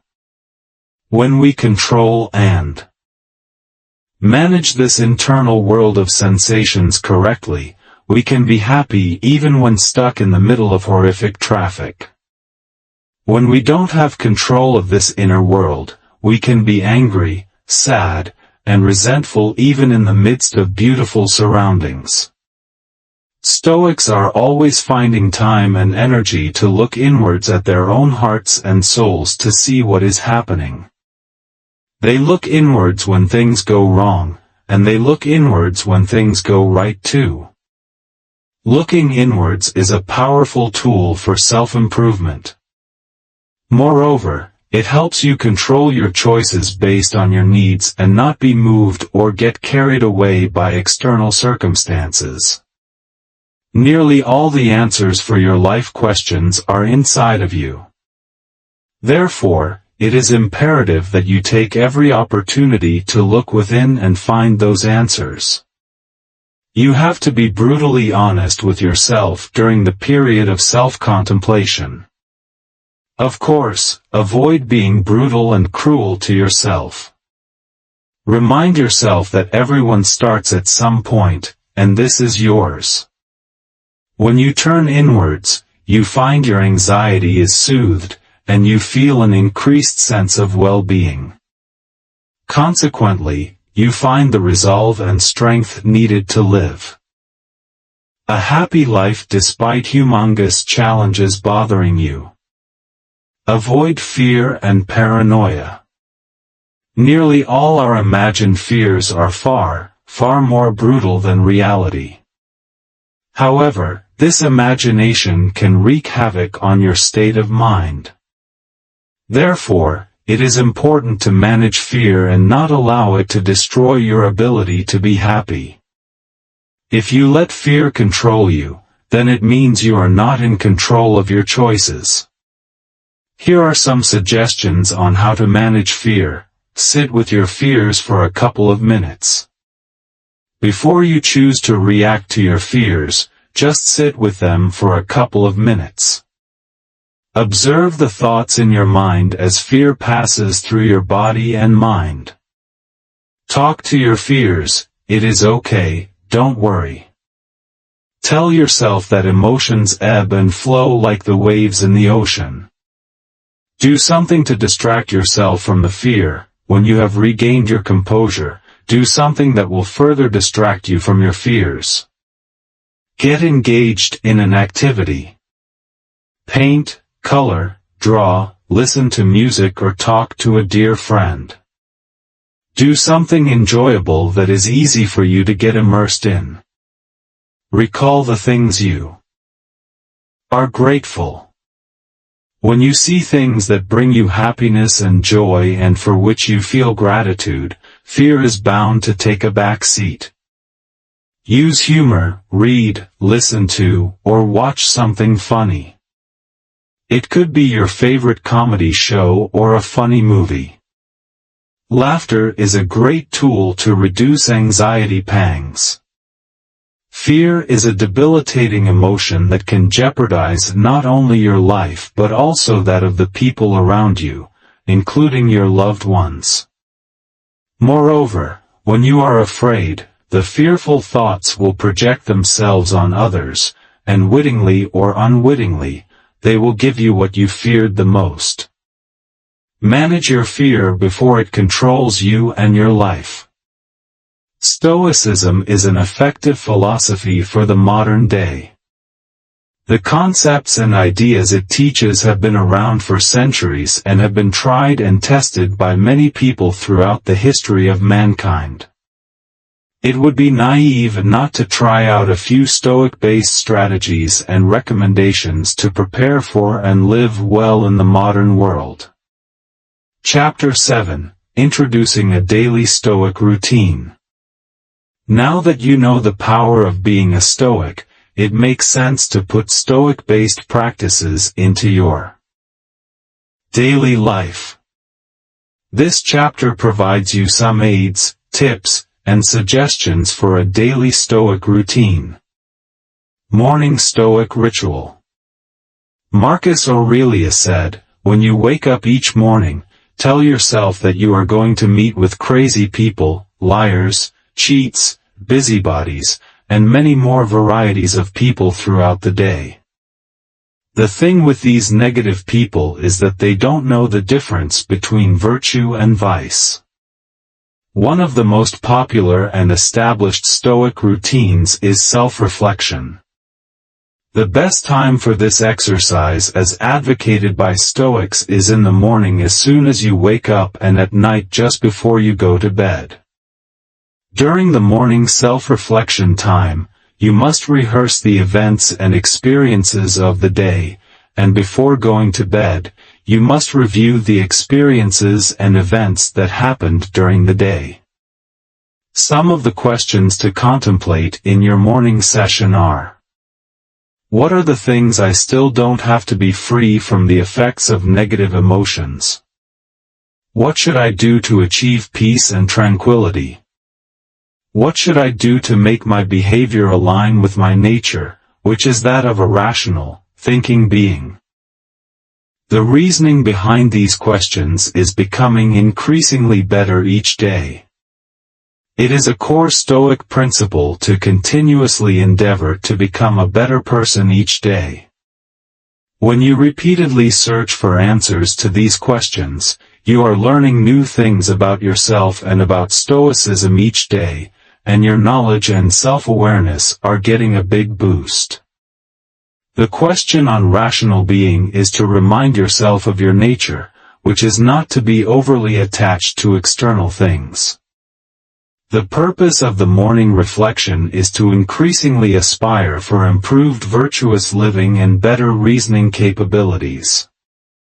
Marcus Aurelius said that we are duty-bound to feel grateful for being alive each morning. We should give thanks to the universe for the fact that we can breathe, live, eat, and enjoy another day in this world. The morning ritual should also contain negative visualization exercises so that you feel prepared to meet and overcome the challenges of the day head-on. The trick is in preparing to meet negative people and circumstances with love, compassion, patience, and forgiveness. It is important to remember that negative visualization is not to go against the world but to find your peace in a chaotic world. The morning time is also to remind ourselves about the impermanence of everything which, in turn, should increase our intensity of gratitude. You must remind yourself that whatever you have earned in the last few years can be destroyed in a few seconds by nature. Nothing is permanent. Recall how large cities and towns were swallowed up in minutes by natural disasters like earthquakes and tsunamis. All these reflections remind you repeatedly that you are mortal, and that the only thing worth working for is to live a good, moral life. Stoics strongly believe that a morning ritual is essential if you have to remain calm and peaceful when storms strike.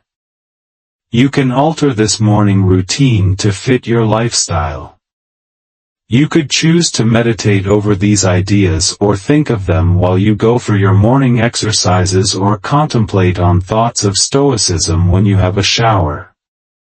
Just remember to remind yourself of your mortality each morning, and show gratitude to the universe for another new day. Meditation. Meditation is the art of exercising your mind, similar to sports being the art of training your body.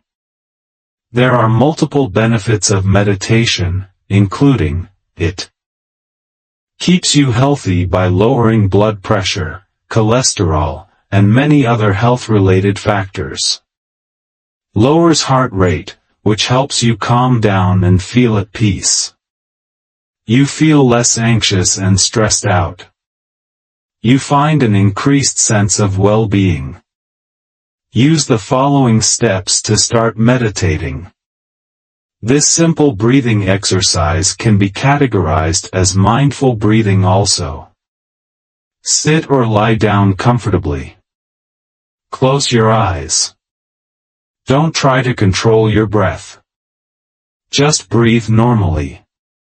Focus on your breath and pay attention to how your body is moving as you inhale and exhale. Observe your chest heaving, stomach moving, and the hot and cold air blowing in and out of your nostrils as you breathe. Your thoughts are likely to move off to something else, like the work that you need to do once you finish your meditation session. Follow your thoughts, and then gently bring back your attention to your breath. Every time your thoughts wander, bring them back to your breath. Remember not to be frustrated with the exercise, because our mind is like a monkey jumping from one thought to another before you can catch it. Don't try to control your thoughts. Instead, follow them, and then slowly train your mind to focus on your breath. Mastering this technique can take several days, or perhaps even months. Be patient with yourself and persist. The benefits are many, and you will find it worth your efforts. Start small and take baby steps. Don't think of meditating for 1 hour a day on the first day. You are likely to give up on day one itself. Look at meditating or sitting still for 5 minutes each day, trying to focus on your breath. Slowly increase the duration by another 5 minutes after a week or so. Take your time and don't be in a hurry to do a long stretch of meditation at once. Your mind is used to jumping around, and you will have to be patient until it has learned to become still. Just persist at meditation, and even if you cannot achieve 30 minutes at a stretch, you will find that you are getting multiple benefits. Mindfulness. Mindfulness is one of the biggest paradoxes in the human world, considering that the theory is very simple to understand but extremely difficult to practice. For example, suppose you were to sit on a beach and watch the sun setting in the horizon. You watch and hear the lapping of the water, the reddish-orange color of the setting sun scattering across the sky, and for a few unbroken seconds, you practice mindfulness, completely immersed in the peaceful moment. Now, imagine a situation where you are grieving the loss of a loved one. The pain is so great that all you want to do is to forget about it. You would want to do everything in your power to get rid of the agonizing pain of loss. Mindfulness calls for you to immerse yourself completely in this kind of pain. Would you be able to do that as easily as you enjoyed the scene of the setting sun? However, mindfulness can be practiced starting with beautiful moments and slowly moving on the painful moments. Cultivating mindfulness is one of the most basic tenets of Stoicism.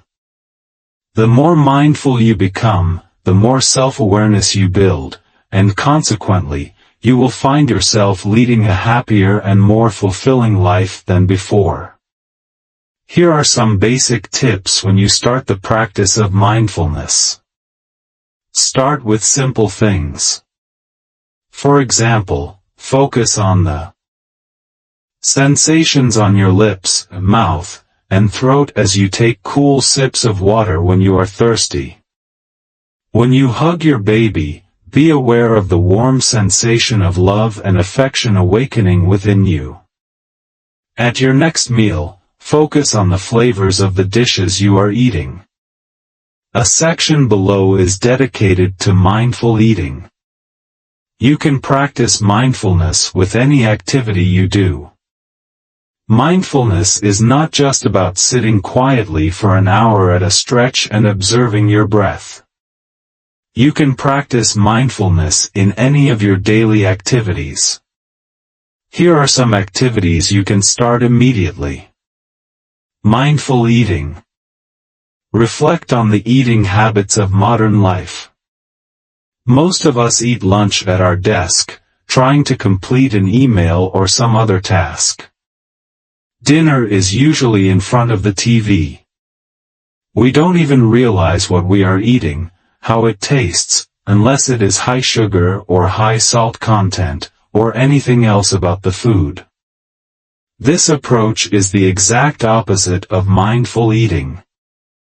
Practice mindful eating with the following steps. Sit at the dining table, and make sure you are not multitasking your meal with any other work. Keep your mobile and other electronic devices silent or switched off.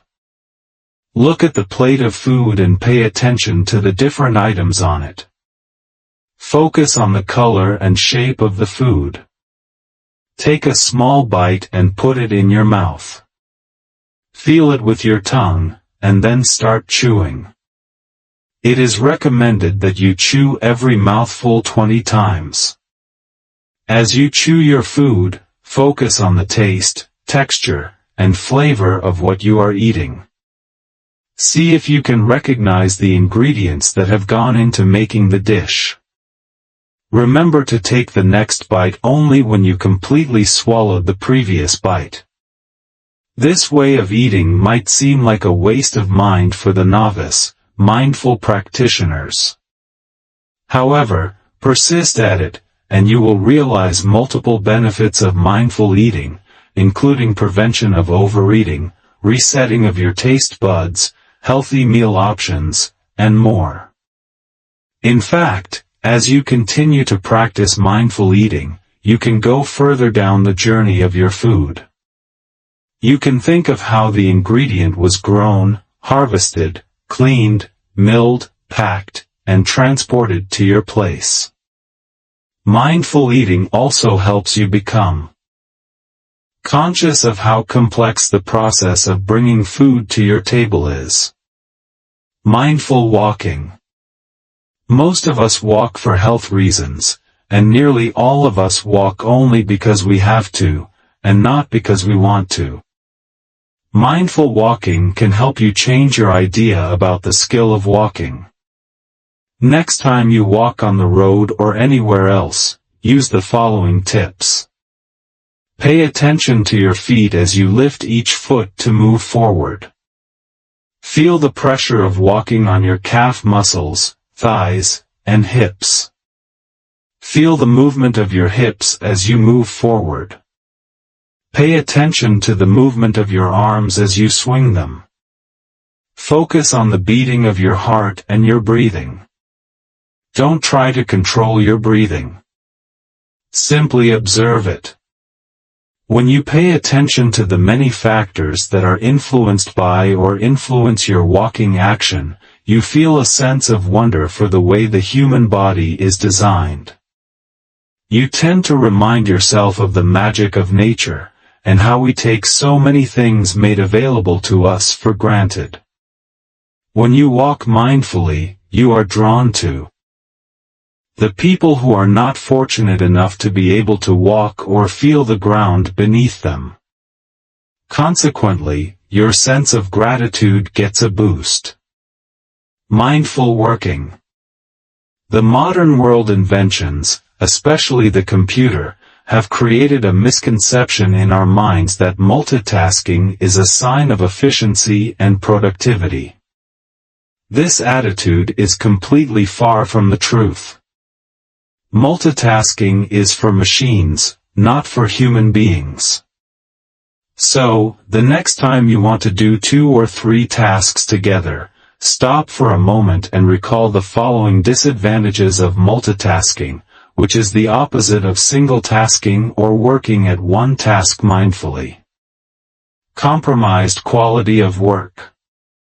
When your focus is shifting from one task to another, there is bound to be compromised quality.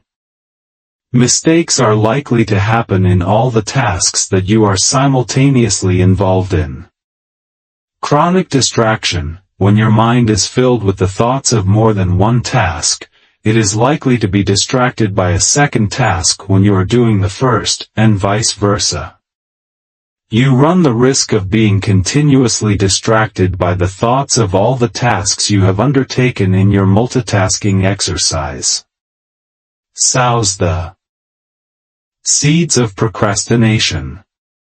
When you believe that you can do more than one task at a time, you begin to postpone work because you think that you will combine what you planned for today with tomorrow's task. Therefore, multitasking sows the seeds of a procrastinating attitude. Therefore, focus on one task at a time and make sure your body and mind are totally immersed in the job. You will find your efficiency and productivity taking a big leap forward. Daily Stoic affirmations and quotes for self-reflection. Use the following Stoic affirmations to repeat to yourself during the morning and evening self-reflection period. Repeating a fact will help you understand the value of it, and you will see that it is increasingly easy to lead the life of a peace-loving Stoic. Fortune, wealth, or luck cannot give us anything that we can own forever. Nothing is stable in this universe. Everything is continuously changing. Marcus Aurelius. Our worth is defined by the element to which we devote our energy. Marcus Aurelius being even-minded is the biggest virtue. Heraclitus. The more we value those elements that are outside of our control, the less control we have. Epictetus. The only way you can achieve peace and tranquility is by letting go of what others say, do, or think. Marcus Aurelius. The whole of your future is uncertain. Therefore, live in the present moment. Seneca. What you bear is not as important as how you bear it. Seneca. Just like how a gem cannot be polished without friction, so a man cannot be polished without trials and tribulations.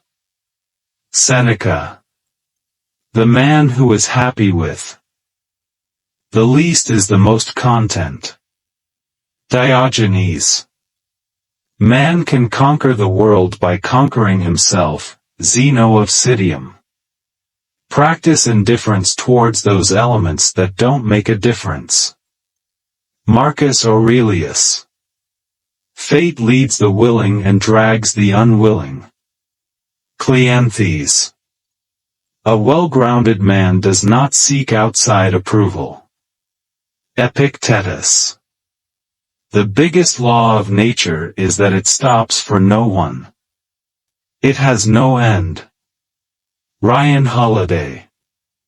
The man who is caught in the anxiety of the future is a miserable man. Seneca. A wise man is not carried away by prosperity or bogged down by poverty. Such a man is happy because he has found happiness within himself. Seneca. I love to go and see everything in the market that I am happy without. Seneca. Wealth is not about having numerous possessions. It is about having few wants. Epictetus. The power of a Stoic diary. You already know the benefits of journaling, and how important it is for Stoics to keep a journal where they make entries each day. This section is dedicated to giving you some prompts based on which you can write in your Stoic journal. Topics for gratitude. When you pause and reflect on the people and things you are grateful for, you learn to appreciate things in your life better. You learn to value the people in your life who are contributing to make you happy, which, in turn, helps in strengthening your relationships with them. You also learn not to take anything for granted. Use the following prompts to make gratitude-based entries in your Stoic journal. Make sure you include everyone in your list. Include your spouse/partner, parents, siblings, children, and other close family members, and close friends, colleagues, team members, neighbors, and all others who have impacted your life. What contribution has this person made to improve your life? What knowledge, experience, or event can you give this individual partial or full credit for? What have I done for this person to return the favor, or what can I do for him or her? How does this individual affect, influence, or control my life decisions, behaviors, attitudes, and choices? What are the traits that I admire and wish to emulate? What are the traits that I developed because of this person? Other gratitude topics that you can include in your Stoic journal are your achievements, happy events, and material things you have earned in your life.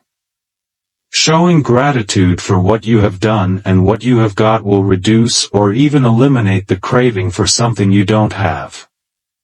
Here are a few prompts in this regard. What accomplishments and achievements am I proud of?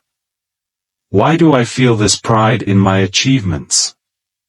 What can I do to continue doing well in life? What are the top 2 cherished moments of my life? Why do I cherish them so much? Now, think about something in your life that you want to replace or upgrade. Suppose you want to replace your refrigerator. Ask yourself these questions. Oh, is the current one working well? Oh, what is the most important thing about the current refrigeration that I appreciate? Oh, will the new/upgraded item give me sustained value? Look at the things that you already have. How much will you crave for them if you didn't have them? Tips to manage negative thoughts. Negative thoughts, except when you are doing negative visualizations with a purpose, steal your mind of joy and happiness. Low-value thoughts are fertile ground for chaos and unhappiness. Therefore, managing negative thoughts before they control our life is a useful Stoic tool. Here are some points to ponder on as you make entries in your Stoic journal. Think of something you craved for deeply and finally bought. How did you feel about the item? Do you now think that the craving was warranted? Now, do you have something in mind that you are craving to own? What value will it add to your life or the lives of your loved ones? What is the loss of value if you choose not to purchase the item? Can you use the money for a better purpose than the purchase of this item that you crave? Recall something you have done and now regret your actions. Write yourself a note of apology explaining why you did what you did. Tell yourself how you think you could have handled the situation in a better way. Also, write a note of forgiveness to yourself. Topics for self-improvement. Self-improvement is one of the most crucial tenets of Stoicism that every Stoic practices unfailingly. Here are some topics to make journal entries for self-improvement. Think of a tenet or principle that you find difficult to live by. Write down the tenet and your own interpretation of it. Create your own analogy for the tenet. Keep repeating it until the tenet becomes a habit in your life. Think of a role model or mentor whom you look up to. Write yourself a letter from that person's perspective, giving you advice on self-improvement. Go back to your teens. What are the top 4 secrets of your adult life that you want to share with your adolescent self? Did I lose my temper today? What triggered my anger? Could I have handled the situation in a better way? Did I behave against my character today? What triggered my behavior? Was it within reasonable limits?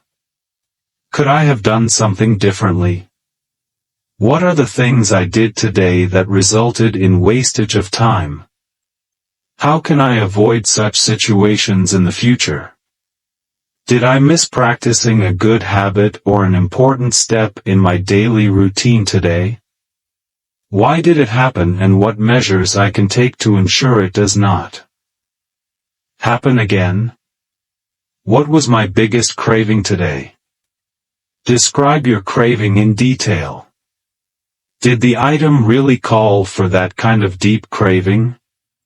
Don't underestimate the immense power of journaling. The more you write down your thoughts, the clearer your thinking process becomes. Use all the suggestions given in this chapter to start off living like a Stoic daily. You can start with one suggestion, practice it for a couple of days, or how much time you need, and then add another tip to it, and so forth. Repeat this process until you have incorporated all the suggestions that are aligned with your lifestyle from this chapter. You can start by repeating one Stoic affirmation every day and contemplate on its meaning throughout the day. Conclusion. Practicing and living the life of a Stoic is like sweeping the floor. Just because you have swept the floor once does not mean you don't need to do it again. Sweeping the floor has to be done repeatedly to keep the floor clean. In the same way, living according to Stoicism takes continued, unending practice. Stoicism is about taming emotions and not about eliminating them. As I have already told you, I was struggling to live in peace and find happiness despite being wealthy and having materialistic resources. Due to my lack of understanding of the human mind and the play of emotions and desires, I was giving in to everything that was happening around me. If I saw someone doing better than me in my life, I wanted to do that. If my neighbor bought a new car, I was keen on buying a better model. If my neighbor's kids did well in school, I wanted my kids to do better. The limitless desires were killing me to the point that I was losing control of my life. And then Stoicism came to my help. The tips and suggestions given in this book are not theoretical takeaways. I found many of them useful in my own life, and therefore, wanted to share them with others who have the same struggles as I did. So, let us look at the main takeaways from this book. Stoicism is an age-old, time-tested philosophical school of thought that was created to help human beings live a good, virtuous, and happy life.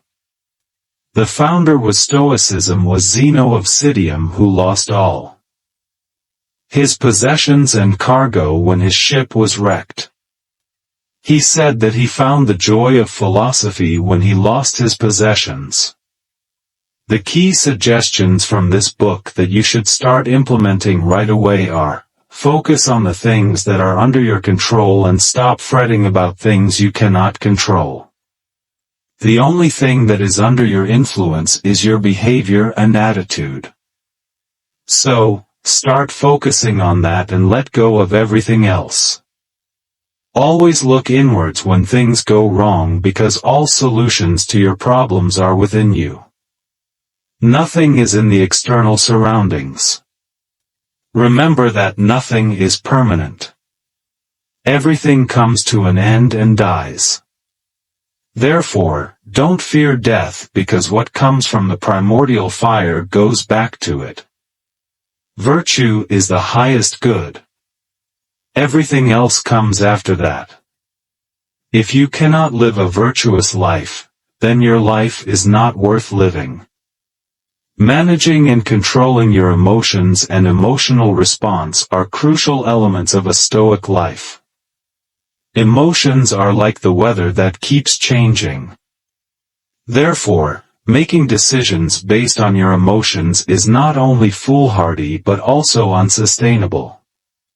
Mastering your mind is another critical aspect of Stoicism. The more you learn to master your mind, the more control you have of your life and life choices. Dealing with negative emotions like anger, grief, resentment, etc. is vital to lead a carefree, stress-free, and meaningful life. Running away from emotions is not emotional intelligence. Being self-aware and controlling your responses to emotions is emotional intelligence. The Stoic triangle of happiness consists of taking responsibility, living with arete, and focusing on what you can control. If you can combine these three, then you can achieve eudaimonia, or a flourishing life. Negative visualization techniques help you mentally prepare yourself for the challenges of life.